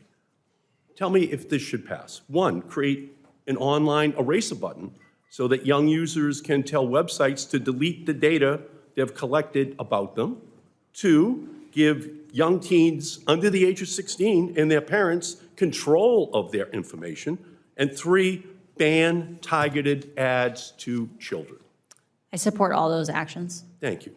And finally, I've also introduced the Algorithmic Justice and Online Platform Transparency Act, which would, one, open the hood on Facebook and big tech's algorithms, so we know how Facebook is using our data to decide what content we see, and 2, ban discriminatory algorithms that harm vulnerable populations online, like showing employment and housing ads to white people, but not to black people in our country. Should Congress pass that bill? Algorithmic bias issues are a major issue for our democracy. During my time at Pinterest, I became very aware of the challenges of, like I mentioned before, it's difficult for us to understand how these algorithms actually act and perform. Facebook is aware of complaints today by people like African Americans saying that Reels doesn't give African Americans the same distribution as white people. And until we have transparency and our ability to confirm ourselves that Facebook's marketing messages are true, we will not have a system that is compatible with democracy. So, I thank Senator Lee. I agree with you and your line of questionings. I wrote Facebook asking them to explain that discrepancy, because Facebook, I think, is lying about targeting 13 to 15-year-olds. So here's my message for Mark Zuckerberg. Your time of invading our privacy, promoting toxic content, and preying on children and teens is over. Congress will be taking action. You can work with us or not work with us, but we will not allow your company to harm our children and our families and our democracy any longer. Thank you, Ms. Haugen. We will act. Thanks, Senator Markey. We're going to turn to Senator Blackburn, and then we will take a break. I know that there's some interest in another round of questions. Maybe, maybe we'll turn to Senator Lujan for his questions before. Well, we've got Cruz and Scott. And we have others, so Yes. we'll come back after the. Mr. Chairman? Yeah. I have to go to sit in the chair starting at noon today. Why don't we turn to, you had one question? I do. I have one question. This relates to what Mr. Markey was asking. Does Facebook ever employ child psychologists or mental health professionals to deal with these children online issues that we're discussing? Facebook has many researchers with PhDs. I assume some of them are, I know that some have psychology degrees. I'm not sure if they are child specialists. Facebook also works with external agencies that are specialists at children's rights online. Senator Lujan, and then at the conclusion of Senator Lujan's questions, we'll take a break. We'll come back at noon. Thank you, Mr. Chairman, and I appreciate the indulgence of the committee. Ms. Haugen, last week, the committee heard directly from Ms. Davis, the global head of safety for Facebook. During the hearing, the company contested their own internal research as if it does not exist. Yes or no, does Facebook have internal research indicating that Instagram harms teens, particularly harming perceptions of body image, which disproportionately affects young women? Yes, Facebook has extensive research on the impacts of its products on teenagers, including young women. Thank you for confirming these reports. Last week, I requested Facebook make the basis of this research the data set minus any personally identifiable information available to this committee. Do you believe it is important for transparency and safety that Facebook release the basis of this internal research, the core data set, to allow for independent analysis? I believe it is vitally important for our democracy that we establish mechanisms where Facebook's internal research must be disclosed to the public on a regular basis, and that we need to have privacy-sensitive data sets that allow independent researchers to confirm whether or not Facebook's marketing messages are actually true. Beyond this particular research, should Facebook make its internal primary research not just secondary slide decks of cherry-picked data, but the underlying data public by default? Can this be done in a way that respects user privacy? I believe in collaboration with academics and other researchers that we can develop privacy-conscious ways of exposing radically more data that is available today. It is important for our ability to understand how algorithms work, how Facebook shapes the information we get to see, that we have these data sets be publicly available for scrutiny. Is Facebook capable of making the right decision here on its own, or is regulation needed to create real transparency at Facebook? Until incentives change at Facebook, we should not expect Facebook to change. We need action from Congress. Last week, I asked Ms. Davis about shadow profiles for children on the site, and she answered that no data is ever collected on children under 13 because they are not allowed to make accounts. This tactfully ignores the issue. Facebook knows children use their platform. However, instead of seeing this as a problem to be solved, Facebook views this as a business opportunity. Yes or no, does Facebook conduct research on children under 13, examining the business opportunities of connecting these young children to Facebook's products? I want to emphasize how vital it is that Facebook should have to publish the mechanisms by which it tries to detect these children, because they are on the platform in far greater numbers than anyone is aware. I do believe that, or I am aware that Facebook is doing research on children under the age of 13, and those studies are included in my disclosure.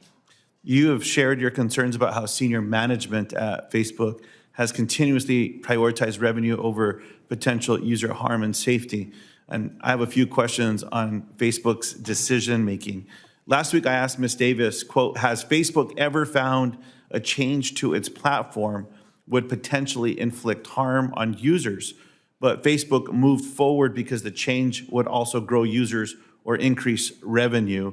Ms. Davis said in response, quote, it's not been my experience at all at Facebook. That's just not how we would approach it. Yes or no, has Facebook ever found a feature on its platform harmed its users, but the feature moved forward because it would also grow users or increase revenue? Facebook likes to paint that these issues are really complicated. There are lots of simple issues. For example, requiring someone to click through on a link before you reshare it. That's not a large imposition, but it does decrease growth a tiny little amount, because in some countries, reshares make up 35% of all the content that people see. Facebook prioritized that content on the system, the reshares, over the impacts to misinformation, hate speech, or violence incitement. Did these decisions ever come from Mark Zuckerberg directly or from other senior management at Facebook? We have a few choice documents that contain notes from briefings with Mark Zuckerberg, where he chose metrics defined by Facebook, like meaningful social interactions, over changes that would have significantly decreased misinformation, hate speech, and other inciting content. And this is the reference you shared earlier to Ms. Cantwell, April of 2020. Yeah. The soft interventions.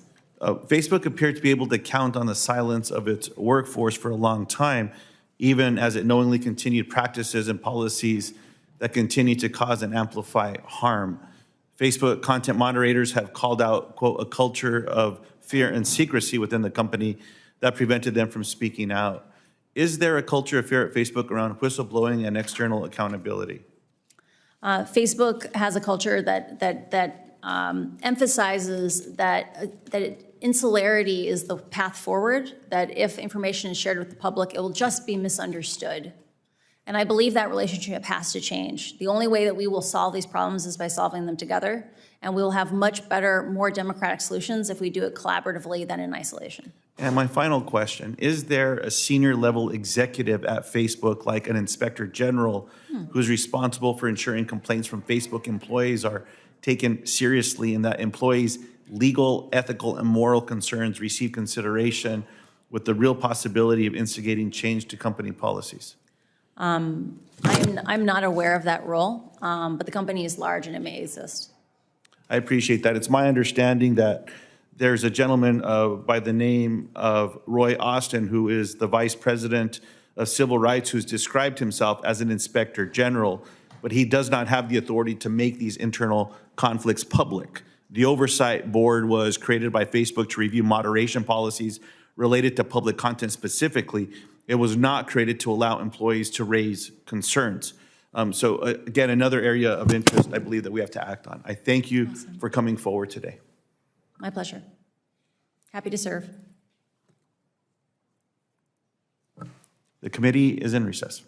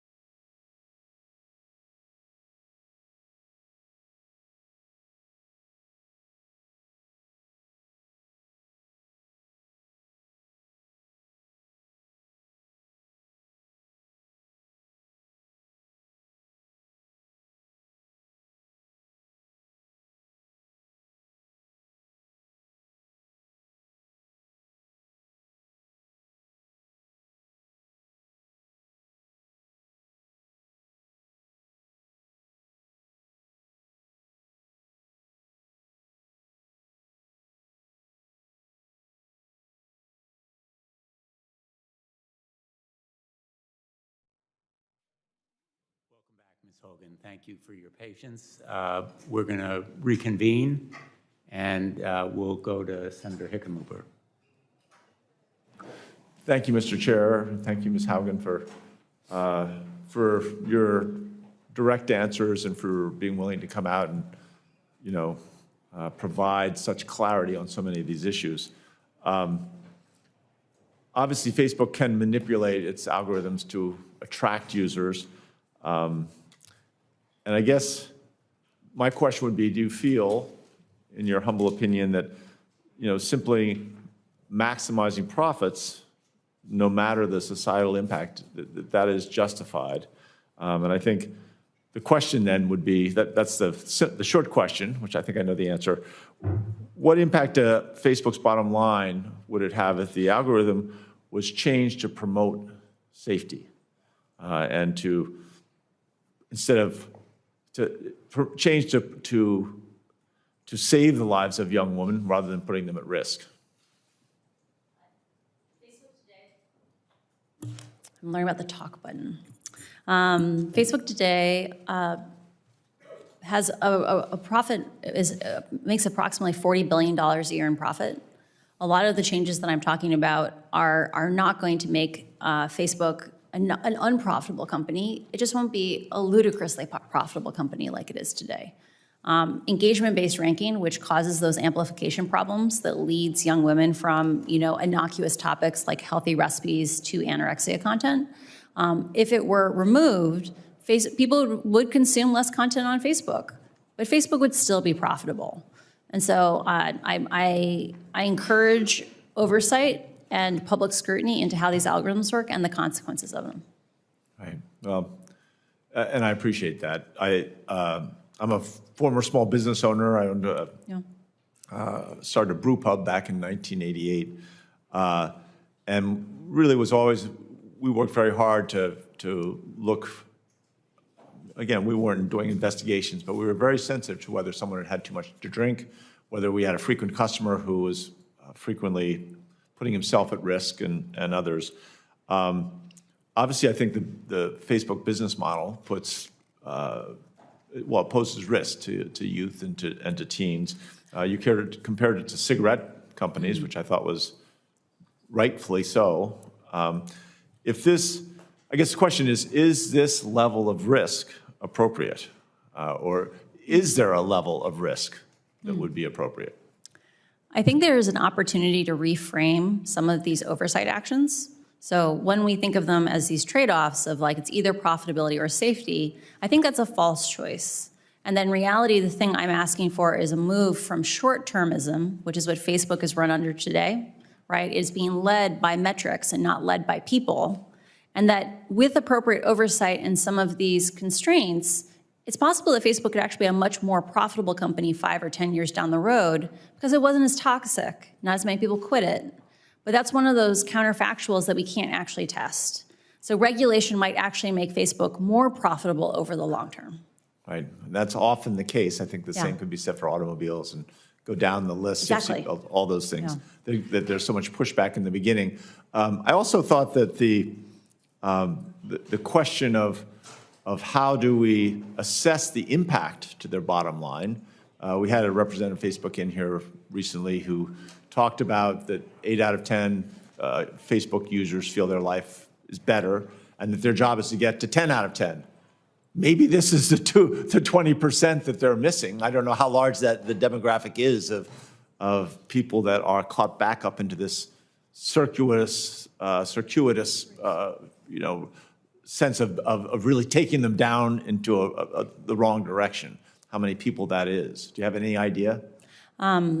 That quote last week was really shocking to me because I don't know if you're aware of this, but in the case of cigarettes, only about 10% of people who smoke ever get lung cancer, right? So the idea that 20% of your users could be facing serious mental health issues and that's not a problem is shocking. I also want to emphasize for people that eating disorders are serious, right? There are going to be women walking around this planet in 60 years with brittle bones because of choices that Facebook made around emphasizing profit today.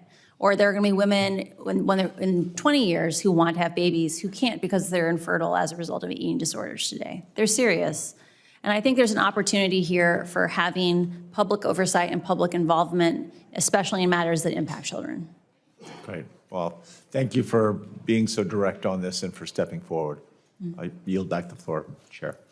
Thanks, Senator Hickenlooper. Senator Cruz. Thank you, Mr. Chairman. Ms. Haugen, welcome. Thank you for your testimony. When it concerns Facebook, there are a number of concerns that this committee and Congress has been focused on. Two of the biggest have been Facebook's intentional targeting of kids with content that is harmful to the children. Mm-hmm. And then secondly, and a discrete issue, is the pattern of Facebook and social media engaging in political censorship. I want to start with the first issue, targeting kids. As you're aware, and as indeed the documents that you provided indicated, Facebook's, according to the public reporting on it, Facebook's internal reports found that Instagram makes, quote, body image issues worse for 1 in 3 teen girls. And additionally, it showed that, quote, 13% of British users and 6% of American users trace their desire to kill themselves to Instagram. Is that a fair and accurate characterization of what Facebook's research concluded? I only know what I read in the documents that were included in my disclosure. That is an accurate description of the ones that I have read. Because Facebook has not come forward with the total corpus of their known research, I don't know what their other things say, but yes, there is documents that say those things. So we had testimony last week in the Senate with a witness from Facebook who claimed that information was not accurate and needed to be in context. Now, of course, she wasn't willing to provide the context, the alleged mysterious context. Do you know of any context that would make those data anything other than horrifying and deeply disturbing? Engagement-based ranking and these processes of amplification, they impact all users of Facebook. The algorithms are very smart in the sense that they latch on to things that people want to continue to engage with. And unfortunately, in the case of teen girls and things like self-harm, they develop these feedback cycles where children are using Instagram as to self-soothe, but then are exposed to more and more content that makes them hate themselves. This is a thing where we can't say 80% of kids are okay. We need to say, how do we save all the kids? The Wall Street Journal reported that Mark Zuckerberg was personally aware of this research. Do you have any information one way or the other as to Mr. Zuckerberg's awareness of the research? We have one of the documents included in the disclosures, it details something called Project Daisy, which is an initiative to remove likes off of Instagram. The internal research showed that removing likes off Instagram is not effective as long as you leave comments on those posts. And yet the research directly presented to Mark Zuckerberg said, we should still pursue this as a feature to launch, even though it's not effective, because the government, journalists, and academics want us to do this. Like it would get us positive points with the public. That kind of duplicity is why we need to have more transparency, and why, if we want to have a system that is coherent with democracy, we must have public oversight from Congress. Do you know if Facebook, any of the research it conducted, attempted to quantify how many teenage girls may have taken their lives because of Facebook's products? I am not aware of that research. Do you know if Facebook made any changes when they got back that 13% of British users and 6% of American users traced their desire to kill themselves to Instagram? Do you know if they made any changes in response to that research to try to correct or mitigate that?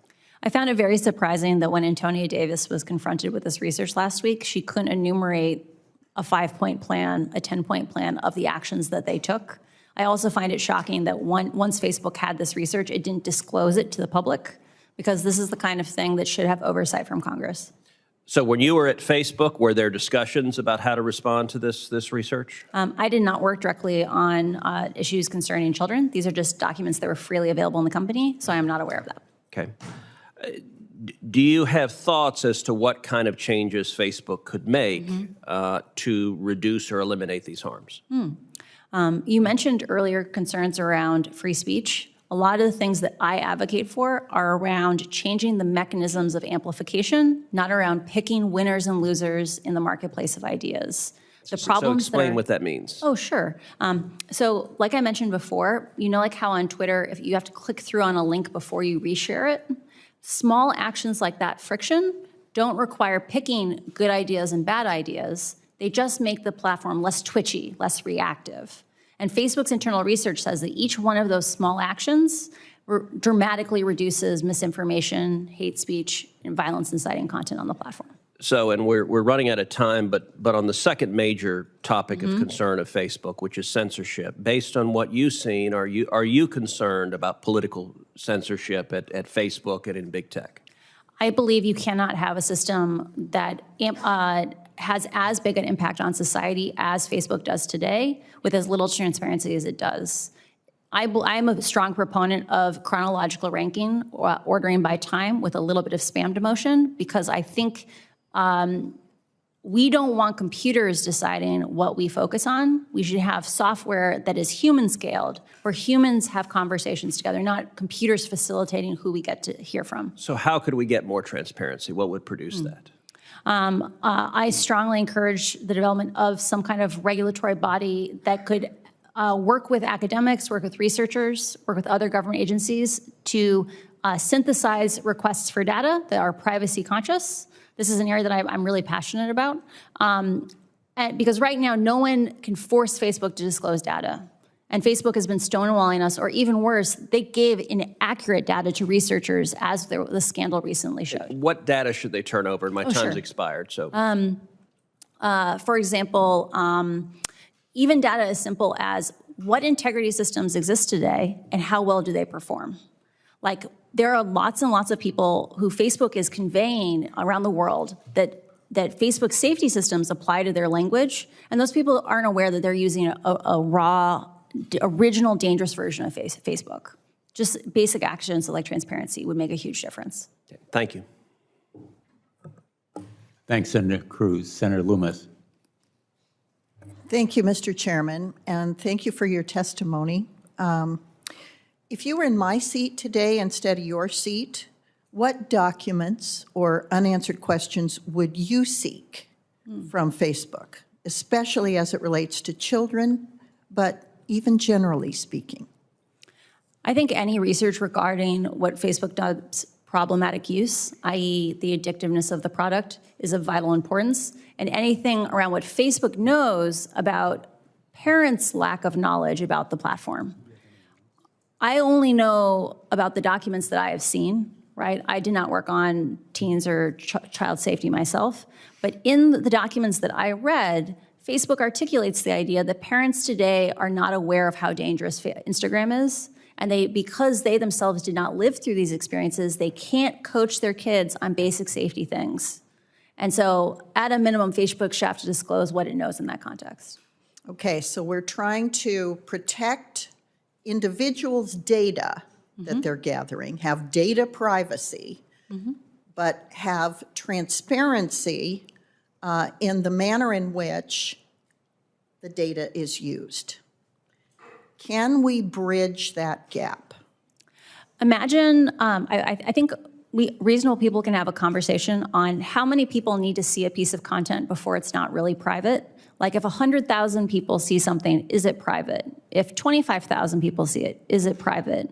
Just disclosing the most popular content on the platform, including statistics around what factors went into the promotion of that content, would cause radically more transparency than we have today on how Facebook chooses what we get to focus on, how they shape our reality.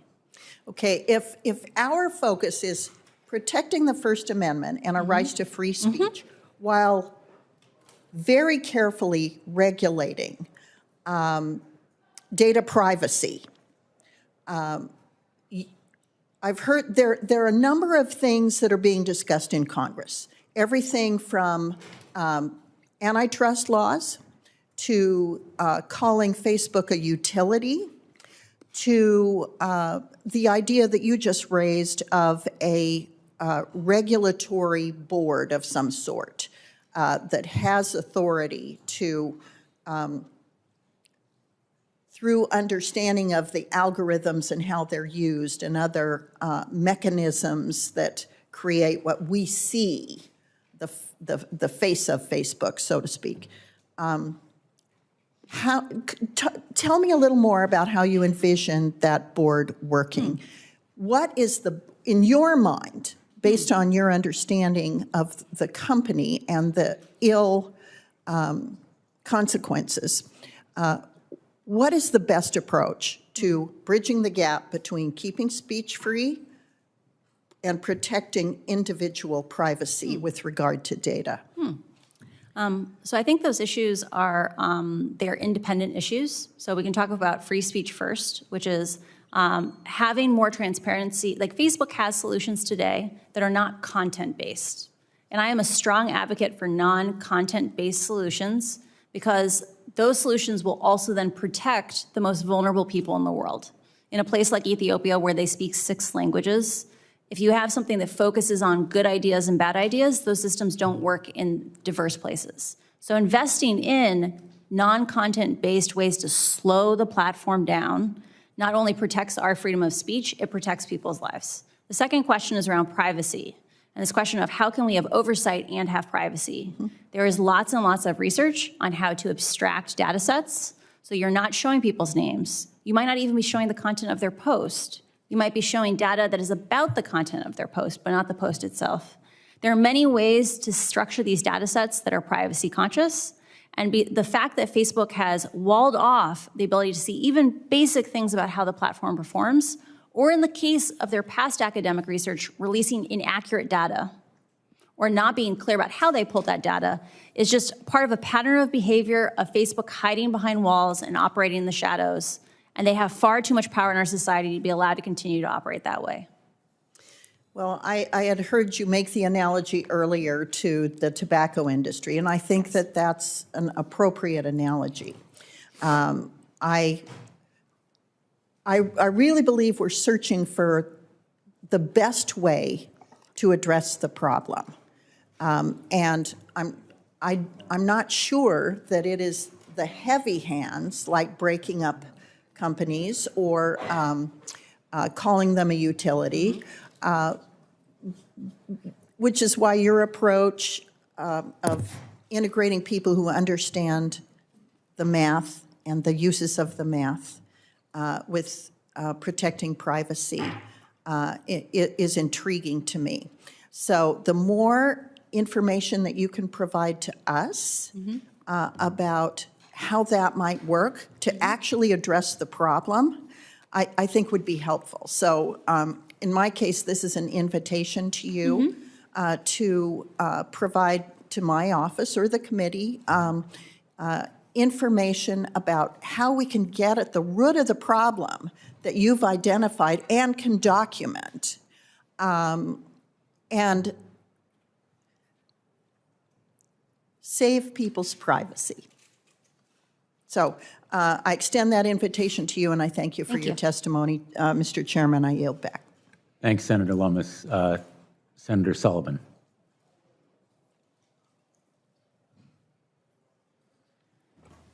Thank you, Mr. Chairman, and I want to thank our witness here. It's been a good hearing. A lot of information has been learned, particularly on the issue of how this is impacting our kids. I think we're going to look back 20 years from now, and all of us are going to be like, what in the hell were we thinking? When we recognize the damage that it's done to a generation of kids. Do you agree with that, Ms. Haugen?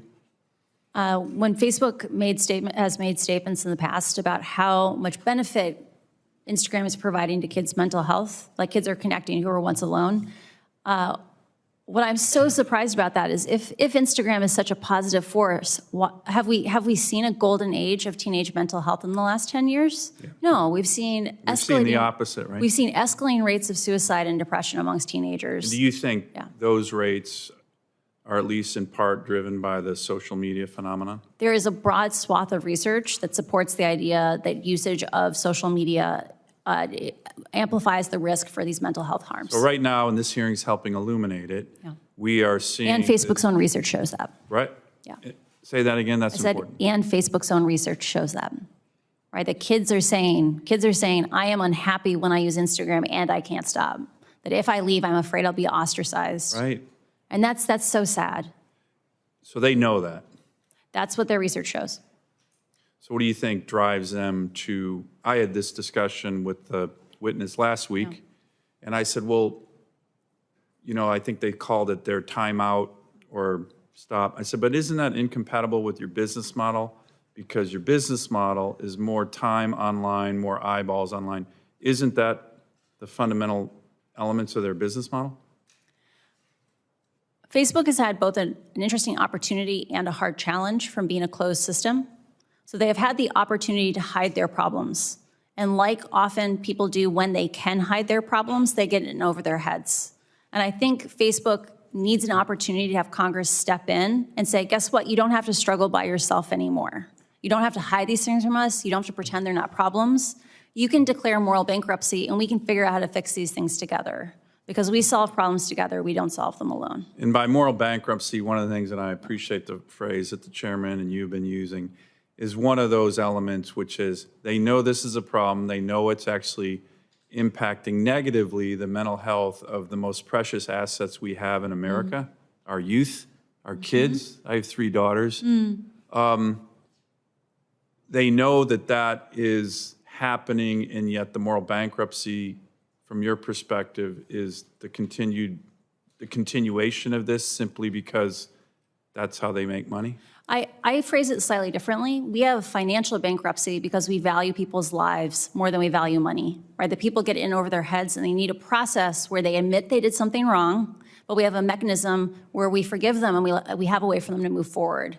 Facebook is stuck in a feedback loop that they cannot get out of. They have been hiding this information because they feel trapped, right? Like they would have come forward if they had solutions to these things. They need to admit they did something wrong and that they need help to solve these problems. And that's what moral bankruptcy is. Let me ask, I'm going to switch gears here, and this is, what's your current position right now in terms of its disinformation and counterespionage? My last role at Facebook was in counterespionage. I'm sorry, your last role, okay. Yeah.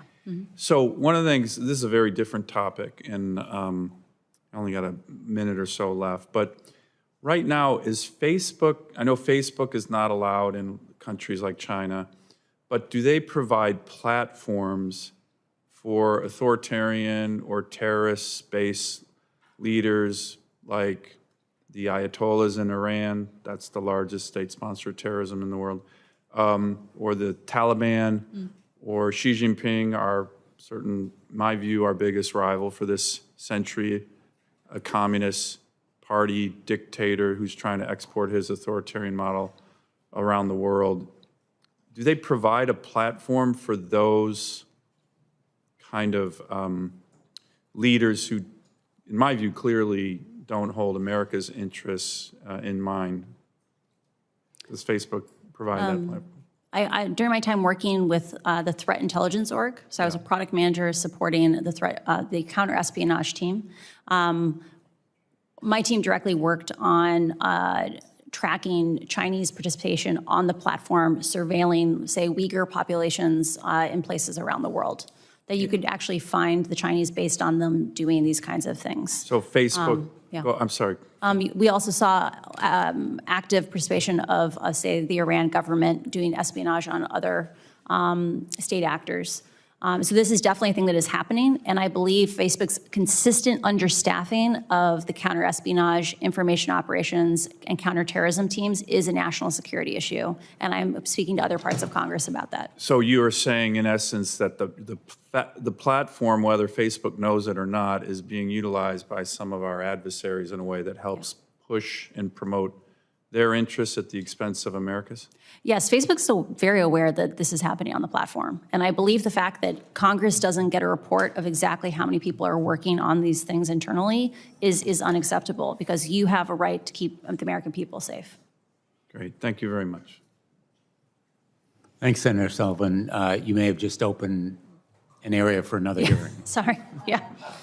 Yeah, I have strong national security concerns about how Facebook operates today. Well, Mr. Chairman, maybe we should, right? I mean, it's a I'm issue. not being at all facetious. Thank you for your questions on this topic, and I know you have a busy schedule, but we may want to discuss this issue with you, members of our committee, at least informally and if you'd be willing to come back for another hearing. That certainly is within the realm of possibility. I haven't consulted the ranking member, but or the chairwoman, but thank you for your honesty and your candor on that topic. Senator Scott. Thank you, Chairman. First off, thanks for coming forward, and thanks for coming forward in a manner that you want to have positive change. So that's not always what happens. Earlier this year, I sent a letter to Facebook and other social media platforms asking them to detail the harmful impacts, including effects on mental health, their platforms have on children and teens.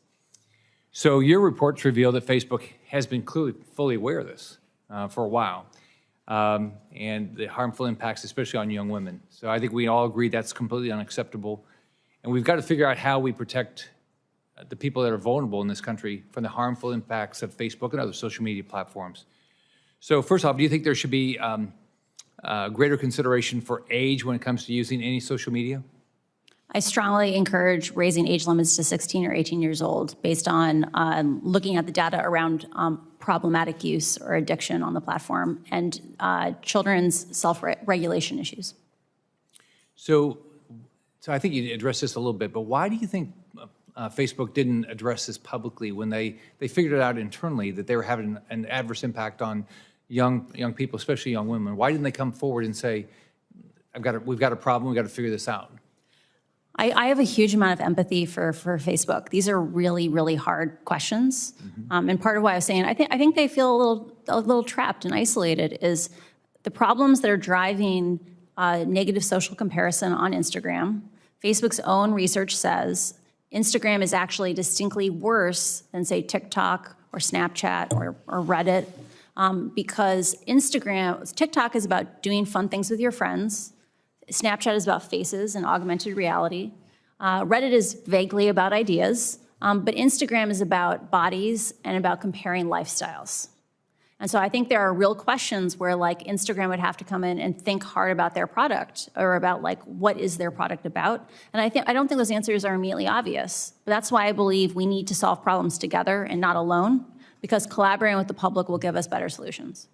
So do you think Facebook was trying to mitigate the problem? I think within the set of incentives that they were working within, they did the best they could. Unfortunately, those incentives are not sustainable and they are not acceptable in our society. Do you think Facebook and other social media platforms ought to be required to report any harmful effects they have on young people? One of the things that I found very interesting after the report in the Wall Street Journal on teen mental health was that a former executive at the company said Facebook needs to be able to have private research. And the part that I was offended by this was Facebook has had some of this research on the negative effects of Instagram on teenagers for years. I strongly support the idea that Facebook should have a year, maybe 18 months to have private research. But given that they are the only people in the world who can do this kind of research, that the public never gets to do it, they shouldn't be allowed to keep secrets when people's lives are on the line.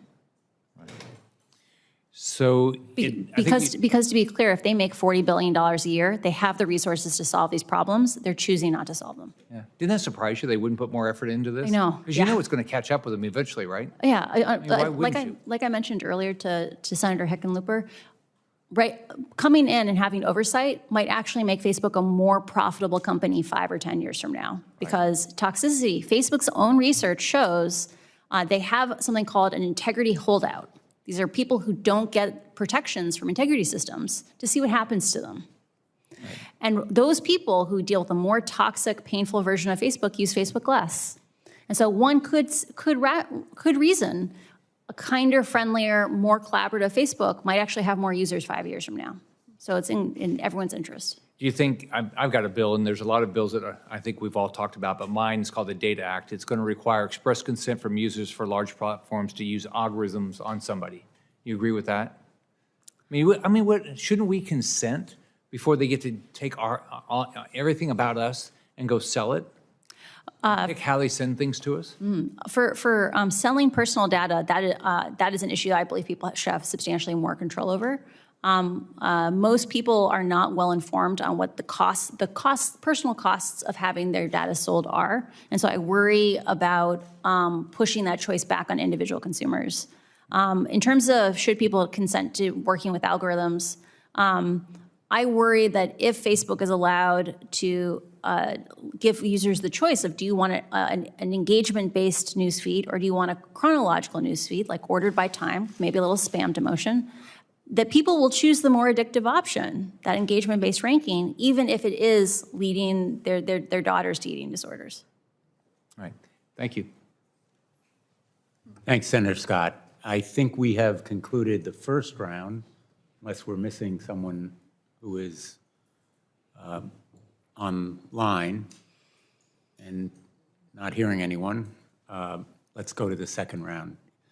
Thank you again for your patience. I know you have a hard stop, I think, at 1:30, so we'll be respectful of that limitation. And I'll begin by asking a few questions. First, let me say, Senator Klobuchar very aptly raised with you the principal obstacle to our achieving legislative reform in the past, which is the tons of money spent on lobbyists and other kinds of influence peddling, to use a pejorative word, that is so evident here in the United States Congress.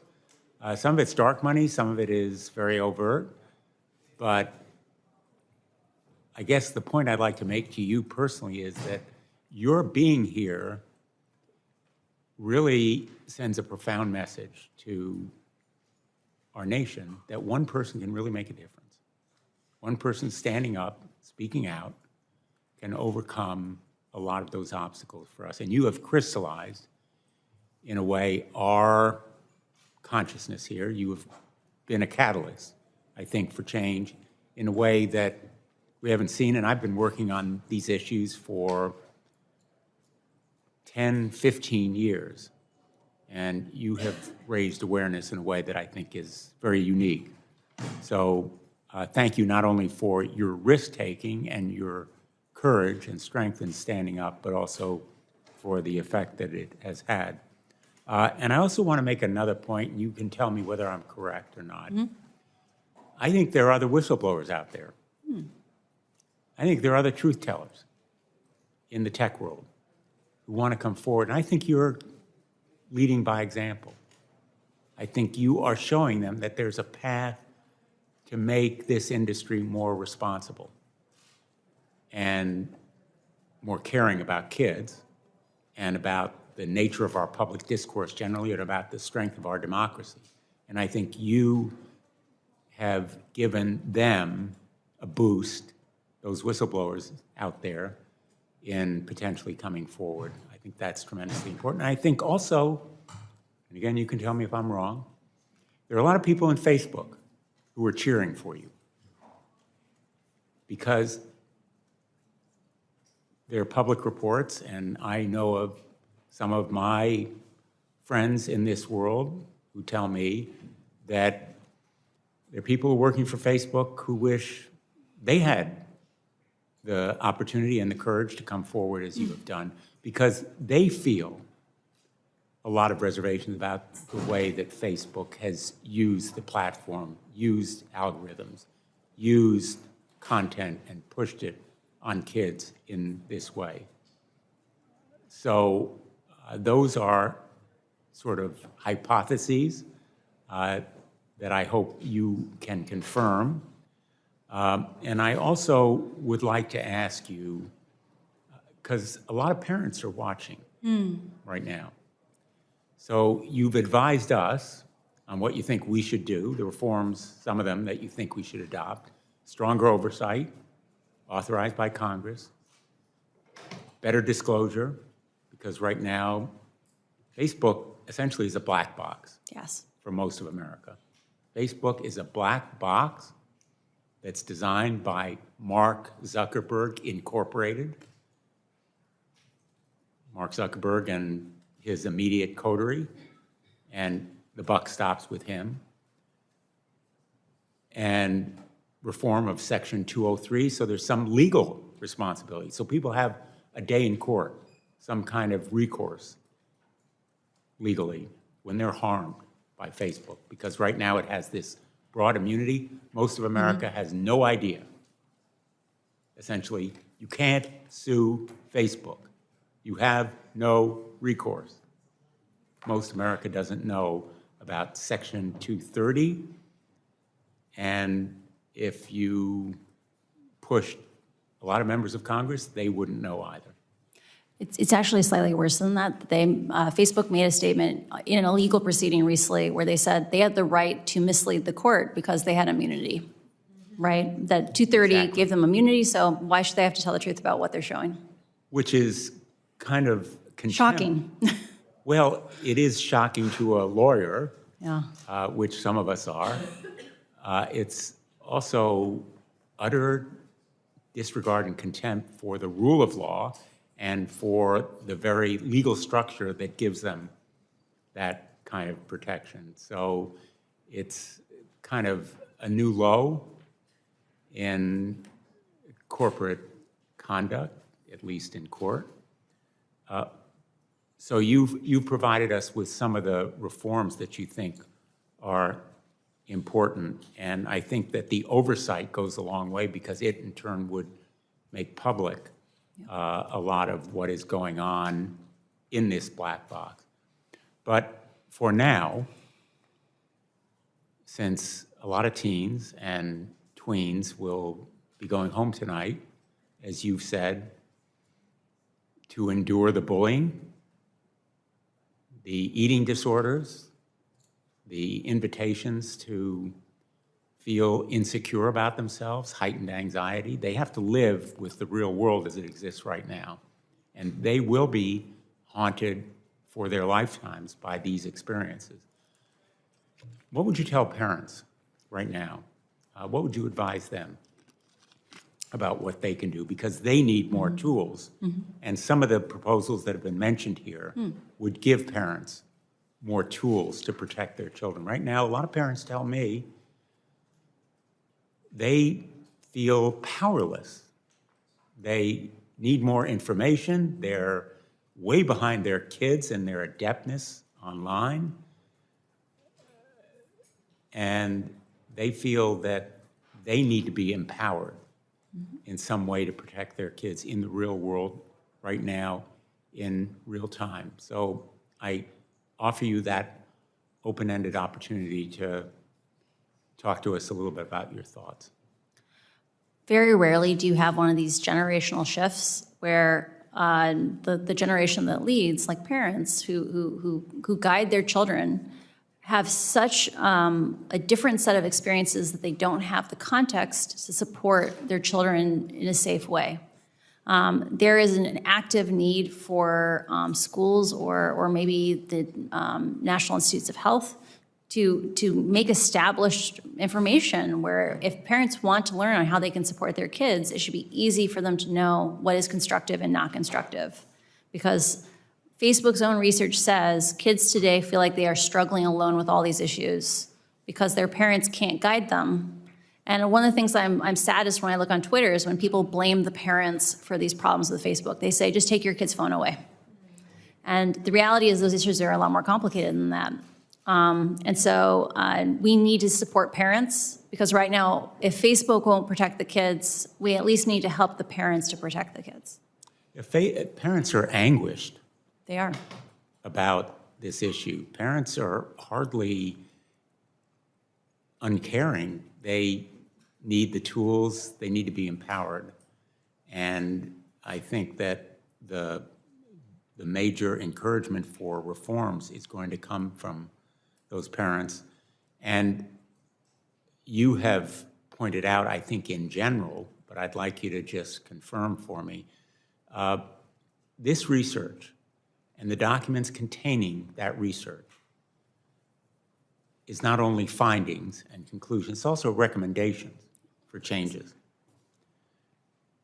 What I hear you saying is that again and again and again, these recommendations were just rejected or disregarded, correct?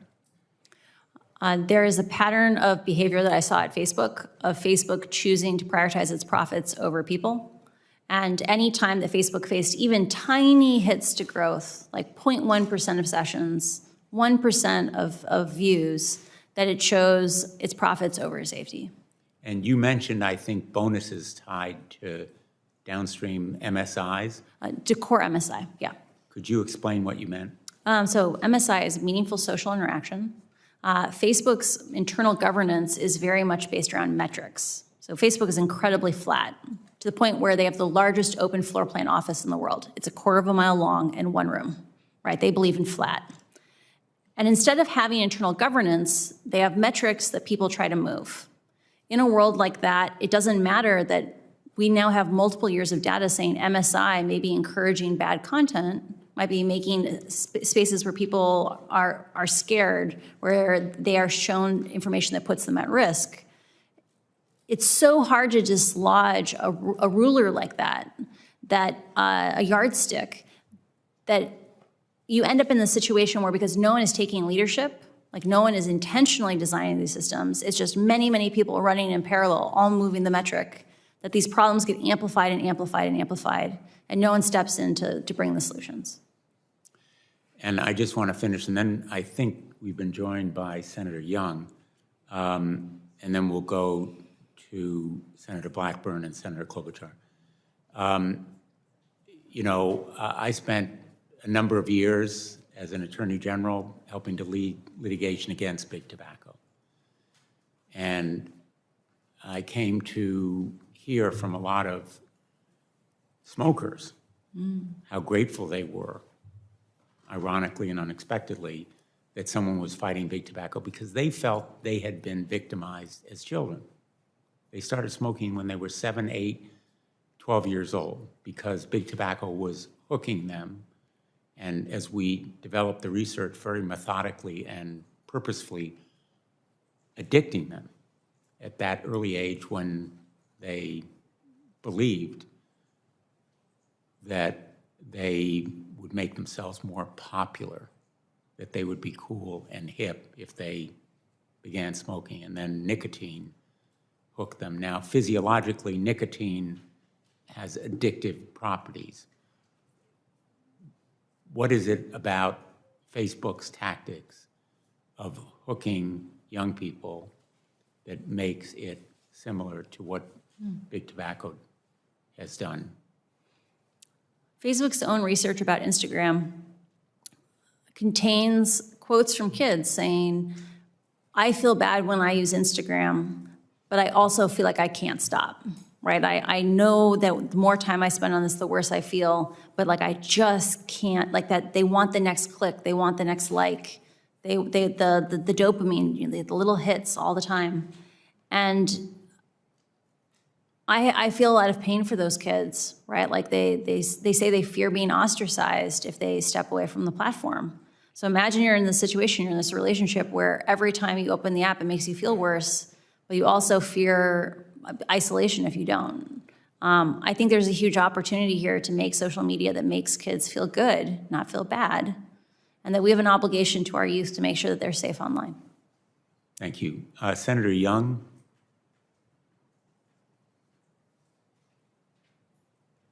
Jen, thank you for your compelling testimony.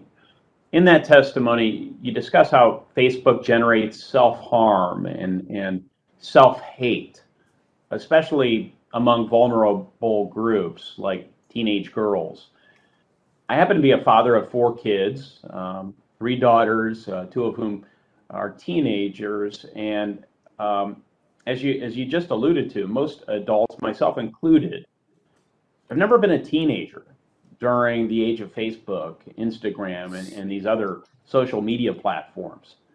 And therefore, I think it can be really hard for many of us to fully appreciate the impact that certain posts may have, including, I would add, on a teen's mental health. So can you discuss the short and long-term consequences of body image issues on these platforms, please? The patterns that children establish in their teenage years live with them for the rest of their lives. The way they conceptualize who they are, how they conceptualize how they interact with other people, are patterns and habits that they will take with them as they become adults, as they themselves raise children. I'm very scared about the upcoming generation because When you and I interact in person and I say something mean to you and I see you wince or I see you cry, that makes me less likely to do it the next time, right? That's a feedback cycle. Online kids don't get those cues and they learn to be incredibly cruel to each other and they normalize it. And I'm scared of what will their lives look like where they grow up with the idea that it's okay to be treated badly by people who allegedly care about them. That's a scary future. Very scary future. And I see some evidence of that as to so many parents on a regular basis. Are there other specific issues of significant consequence that the general public may not be fully aware of that are impacting vulnerable groups that you just like to elevate during this testimony? One of the things that's hard for people who don't look at the data of social networks every day, it can be hard to conceptualize the distribution patterns of harms or just of usage. That there are these things called power laws. It means that a small number of users are extremely intensely engaged on any given topic, and most people are just lightly engaged. When you look at things like misinformation, Facebook knows that the people who are exposed to the most misinformation are people who are recently widowed, divorced, moved to a new city, are isolated in some other way. When I worked on civic misinformation, we discussed the idea of the misinformation burden, like the idea that when people are exposed to ideas that are not true over and over again, it erodes their ability to connect with the community at large because they no longer adhere to facts that are consensus reality. The fact that Facebook knows that its most vulnerable users, people who were recently widowed, like that they're isolated, that the systems that are meant to keep them safe, like demoting misinformation, stop working when people look at 2,000 posts a day, right? And it breaks my heart, the idea that these rabbit holes would suck people down and then make it hard to connect with others. So Ms. Haugen, I desperately want to, which is the American impulse, I want to solve this problem. And I very much believe that Congress not only has a role, but has a responsibility to figure this out. I don't pretend to have all the answers. I would value your opinion, though, as to whether you believe that breaking up Facebook would solve any of the problems that you've discussed today. You think it would? So as an algorithmic specialist, so this is someone who designs algorithmic experiences, I'm actually against the breaking up of Facebook because even looking inside of just Facebook itself, so not even Facebook and Instagram, you see the problems of engagement-based ranking repeat themselves. So the problems here are about the design of algorithms of AI and the idea that AI is not intelligent. And if you break up Instagram and Facebook from each other, it's likely, so I used to work on Pinterest. And the thing that we faced from a business model perspective was that advertisers didn't want to learn multiple advertising platforms. That they wanted to learn, they got one platform for Instagram and Facebook and whatever, and learning a second one for Pinterest, Pinterest made radically fewer dollars per user. And what I'm scared of is right now, Facebook is the internet for lots of the world. If you go to Africa, the internet is Facebook. If you split Facebook and Instagram apart, it's likely that most advertising dollars will go to Instagram, and Facebook will continue to be this Frankenstein that is altering, that is endangering lives around the world, only now there won't be money to fund it. And so I think oversight and finding collaborative solutions with Congress is going to be key because these systems are going to continue to exist and be dangerous even if broken up. Thank you. Thanks, Senator Young. Senator Blackburn. Thank you, Mr. Chairman.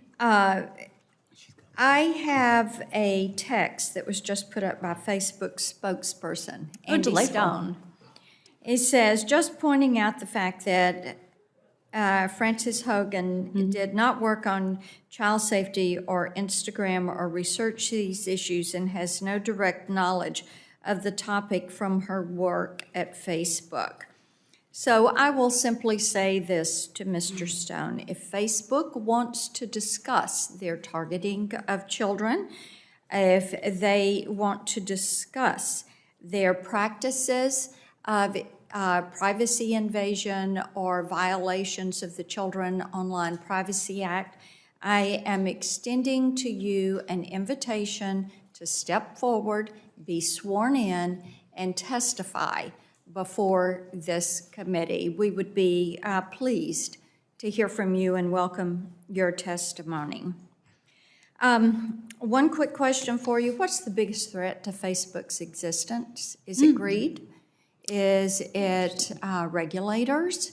Is it becoming extinct or obsolete for teenage users? What is the biggest threat to their existence? I think the fact that Facebook is driven so much by metrics and that these lead to a very heavy emphasis on short-termism, that every little individual decision may seem like it helps with growth, but if it makes it more and more toxic platform that people don't actually enjoy, like when they passed meaningful social interactions back in 2018, Facebook's own research said that users said it made it less meaningful, right? I think this aggregated set of short-term decisions endangers Facebook's future. Okay. But sometimes we need to pull it away from business as usual, help it write new rules if we want it to be successful in the future. So they can't see the forest for the trees. Yes, yes. Very well put. Thank you. And I know Senator Klobuchar is waiting, so I'll yield my time back, and I thank you. Thanks, Senator Blackburn. Thank you very much, and thank you to both of you for your leadership. And all three of us are on the Judiciary Committee, so we're also working on a host of other issues, including the App Store issues, which is unrelated to Facebook, actually, including issues relating to dominant platforms when they promote their own content or engage in exclusionary conduct, which I know is not our topic today. I see the thumbs up from you, Ms. Haugen, which I appreciate.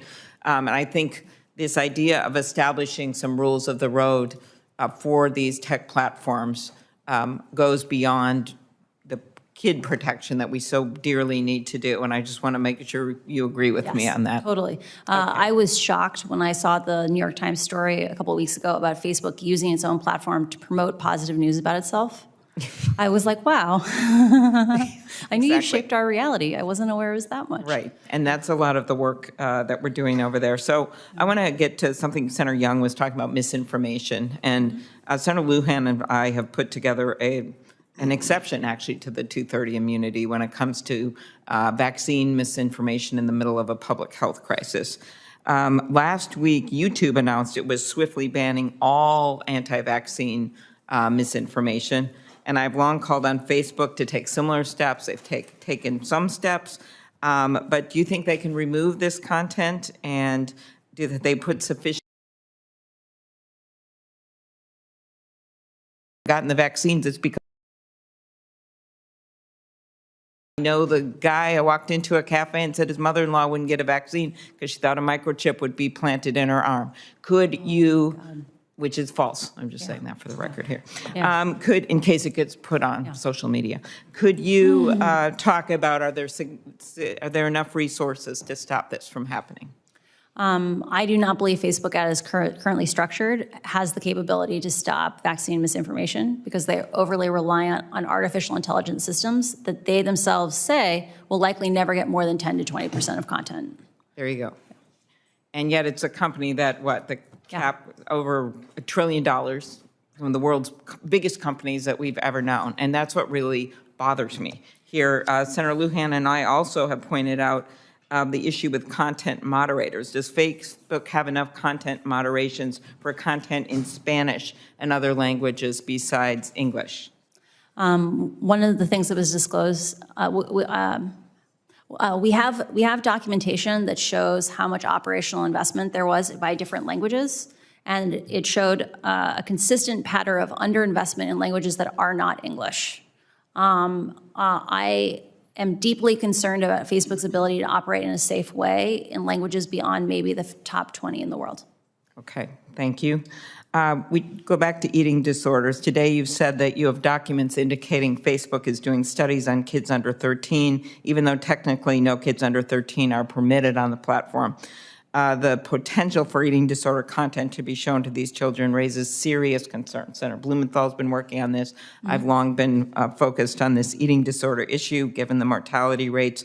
Are you aware of studies Facebook has conducted about whether kids under 13 on the platform are nudged towards content related to eating disorders or unhealthy diet practices? CNN also did investigation on this front. I have not seen specific studies regarding eating disorders in under the age of 13, but I have seen research that indicates that they are aware that teenagers coach tweens who are on the platform to not reveal too much, to not post too often, and that they have categorized that as a myth that you can't be authentic on the platform, and that the marketing team should try to advertise to teenagers to stop coaching tweens that way. I believe we've shared that document with Congress already. Exactly. Well, thank you, and we'll be looking more. Speaking of the research issue, Facebook has tried to downplay the internal research that was done, saying it was unreliable. It seems to me that they're trying to mislead us there. The research was extensive, surveying hundreds of thousands of people traveling around the world to interview users. In your view, are the internal researchers at Facebook who examine how users are affected by the platform, is their work thorough? Are they experienced? Is it fair for Facebook to throw them under the bus? Facebook has one of the top-ranked research programs in the tech industry. Like, they've invested more in it than I believe any other social media platform. And some of the biggest heroes inside the company are the researchers, because they are boldly asking real questions and being willing to say awkward truths. The fact that Facebook is throwing them under the bus, I think, is unacceptable. And I just want the researchers to know that I stand with them and that I see them. Or maybe we should say, as the name of one book, The Ugly Truth. Yeah. What about Facebook blocking researchers at NYU from accessing the platform? Does that concern you? These are outside researchers. I am deeply concerned. So for context, for those who are not familiar with this research, there are researchers at NYU who, because Facebook does not publish enough data on political advertisements or how they are distributed, these are advertisements that influence our democracy and how it operates. They created a plugin that allowed people to opt in, to volunteer, to help collect this data collectively, and Facebook lashed out at them and even banned some of their individual accounts. The fact that Facebook is so scared of even basic transparency that it goes out of its way to block researchers who are asking awkward questions shows you the need for congressional oversight and why we need to do federal research and federal regulations on this. Very good. Thank you. Thank you for your work. Thanks, Senator Klobuchar. Senator Markey. Thank you. Thank you, Mr. Chairman. Thank you for your incredible leadership on this issue. As early as 2012, Facebook has wanted to allow children under the age of 12 to use its platform. At that time, in 2012, I wrote a letter to Facebook asking questions about what data it planned to collect and whether the company intended to serve targeted ads at children. Now, here we are 9 years later, debating the very same issues. Today, Ms. Haugen, you've made it abundantly clear why Facebook wants to bring more children onto the platform. It's to hook them early, just like cigarettes, so that they become lifelong users, so Facebook's profits increase. Yet, we should also ask why in the last 9 years has the company not launched Facebook for Kids or Instagram for Kids? After all, from the testimony here today, Facebook appears to act without regard to any moral code or any conscience, or instead puts profit above people, profit above all else. The reason why Facebook hasn't officially permitted kids 12 and under to use its platform is because the Child Online Privacy Protection Act of 1998 that I'm the author of exists.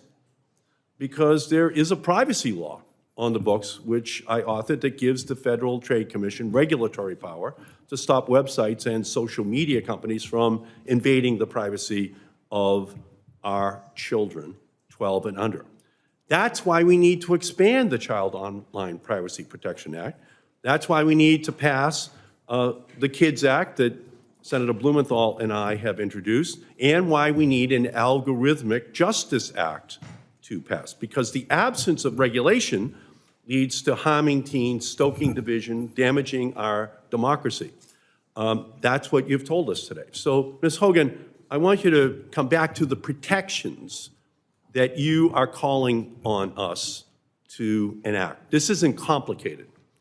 We're going to be told online all day with these paid the Facebook people, oh, Congress can't act. They're not experts. It's too complicated for Congress. Just get out of the way. You're not experts. Well, this isn't complicated. Facebook and its big tech lobbyists are blocking my bills to protect kids because it would cost them money. That's how complicated it is. So let's start with the KIDS Act that Senator Blumenthal and I that would ban influencer marketing to kids. Today's popular influencers peddle products while they flaunt their lavish lifestyles to young users. Can you explain how allowing influencer marketing to teens and children makes Facebook more money?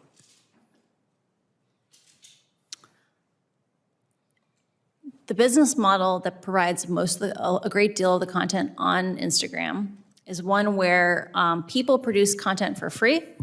They put it on Instagram for free, no one's charged for it. But many of those content creators have sponsorships from brands or from other affiliate programs. Facebook needs those content creators to continue to make content so that we will view content and in the process view more ads.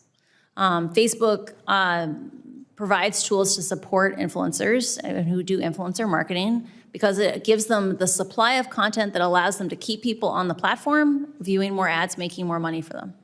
Yeah, so I am actually the author of the 1990 Children's Television Act. What does that do? Well, it says to all the television networks in America, stop preying upon children. Stop using all of your power in order to try to get young children in our country hooked on the products that are going to be sold. We had to pass a law that banned television stations from doing this. That's why I knew that after my law passed in 1996 to break up the monopolies of the telecommunications industry and allow in the Googles and the Facebooks and all the other companies, you name it, that we would need a child privacy protection there because everyone would just move over to that new venue. It was pretty obvious. And of course, the industry said, no way we're going to have privacy laws for adults. And they blocked me from putting that on the books in 1996.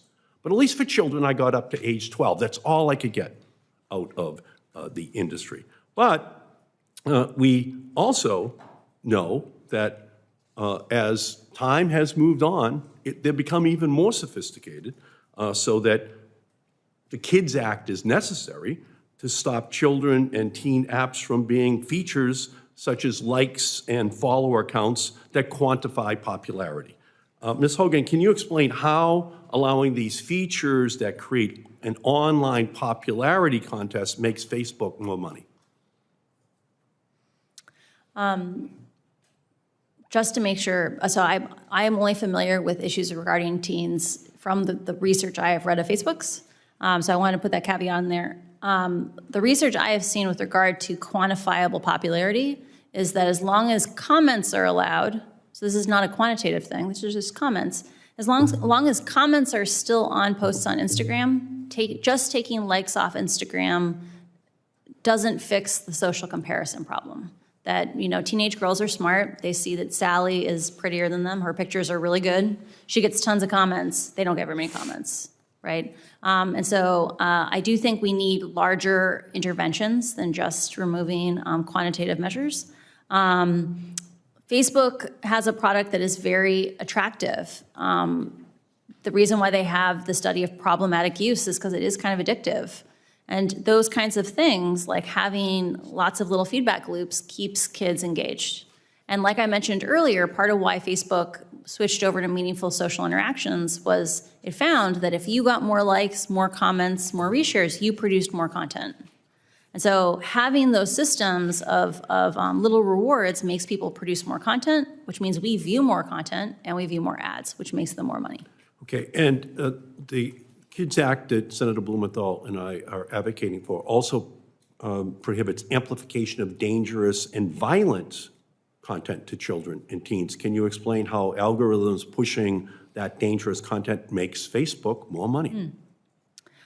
I don't think Facebook ever set out to intentionally promote divisive, extreme, polarizing content. I do think, though, that they are aware of the side effects of the choices they have made around amplification, and they know that algorithmic-based ranking, so engagement-based ranking, keeps you on their sites longer. You have longer sessions, you show up more often, and that makes them more money. So do you believe we have to ban all features that quantify popularity as a starting point in legislation? As I covered before, the internal research I've seen is that removing things like likes alone, if you don't remove things like comments, doesn't have a huge impact on social comparison. So I do believe we need to have a more integrated solution for these issues. Okay. Should we ban targeted advertisements to children? I strongly encourage banning targeted advertisements to children. And we need to have oversight in terms of, I think the algorithms will likely still learn the interests of kids and match ads to those kids, even if the advertiser can't articulate, I want to target on this interest. Right. How much money does Facebook make from targeting children? I don't know what fraction of their revenue comes from children. Okay, so ultimately children are not commodities. No. They've always been given, historically, special protections. That's what the Children's Television Act of 1990 is all about. They've always been given this special safety zone so that children can grow up without being preyed upon by marketers. When I was a boy and the salesman would knock on the front door, my mother would just say, "Tell him I'm not home. That man is not getting into our living room." Well, I would say to my mother, "But you are home." "Not to him," she would say.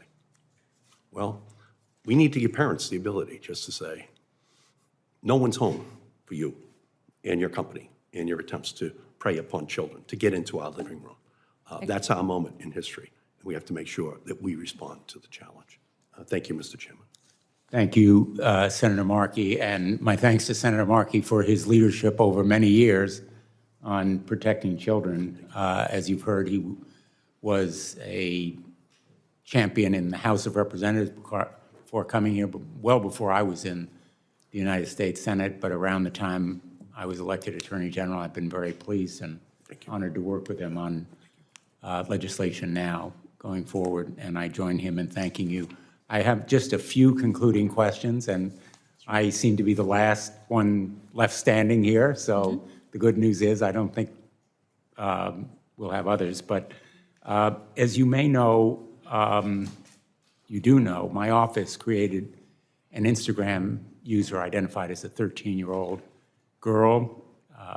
She followed a few easily identifiable accounts on weight loss, dieting, eating disorders, and she was deluged, literally, within a day of content pushed to her by algorithms that, in effect, promoted self-injury and eating disorders. Are you surprised by that fact?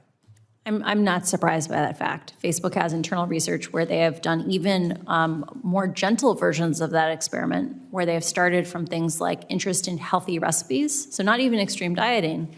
And because of the nature of engagement-based ranking and amplification of interests, that imaginary user was pushed, or that real account was pushed towards extreme dieting and pro-anorexia content very rapidly.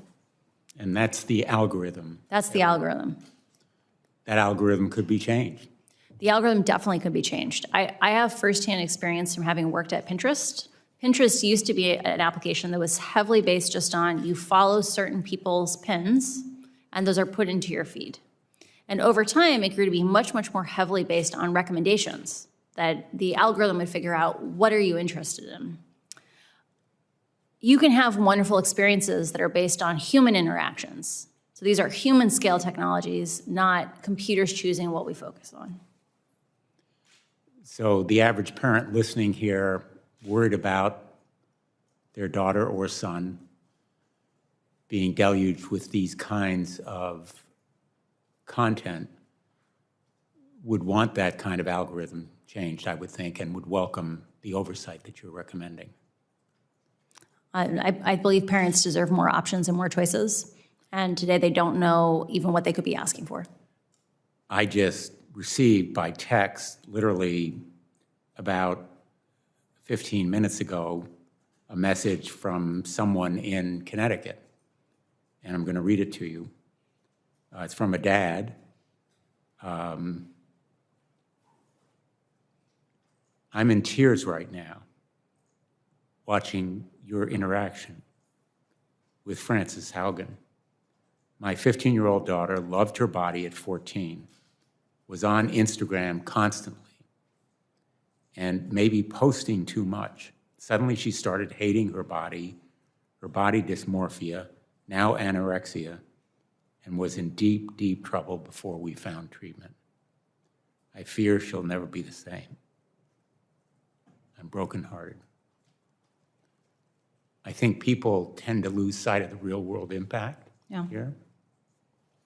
And I think that's the reason that you're here. I'd just like to invite you, if you have any words to those other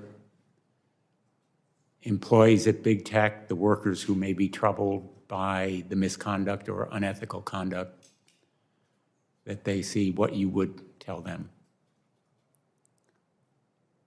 We live in a pattern that we have seen throughout time with regard to technologies is that humans are very crafty people. Like we find interesting solutions, but we often get out over our skis, right? We develop things that are of a larger scale than we really know how to handle. And what we have done in the past is when we see this happen, we take a step back and we find institutions and we find frameworks for doing these things in a safe way. We live in a moment where whistleblowers are very important because these technological systems are walled off. They are very complicated. They're things that you need to be a specialist to really understand the consequences of. And the fact that we've been having the exact same kinds of false choice discussions about what to do about Facebook, is it about privacy or oversight? Is it about censorship or safety? Like the fact that we're being asked these false choices is just an illustration of what happens when the real solutions are hidden inside of companies.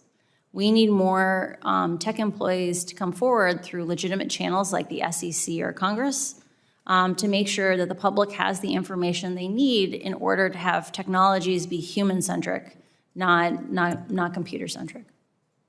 Thank you. On that note, we'll conclude.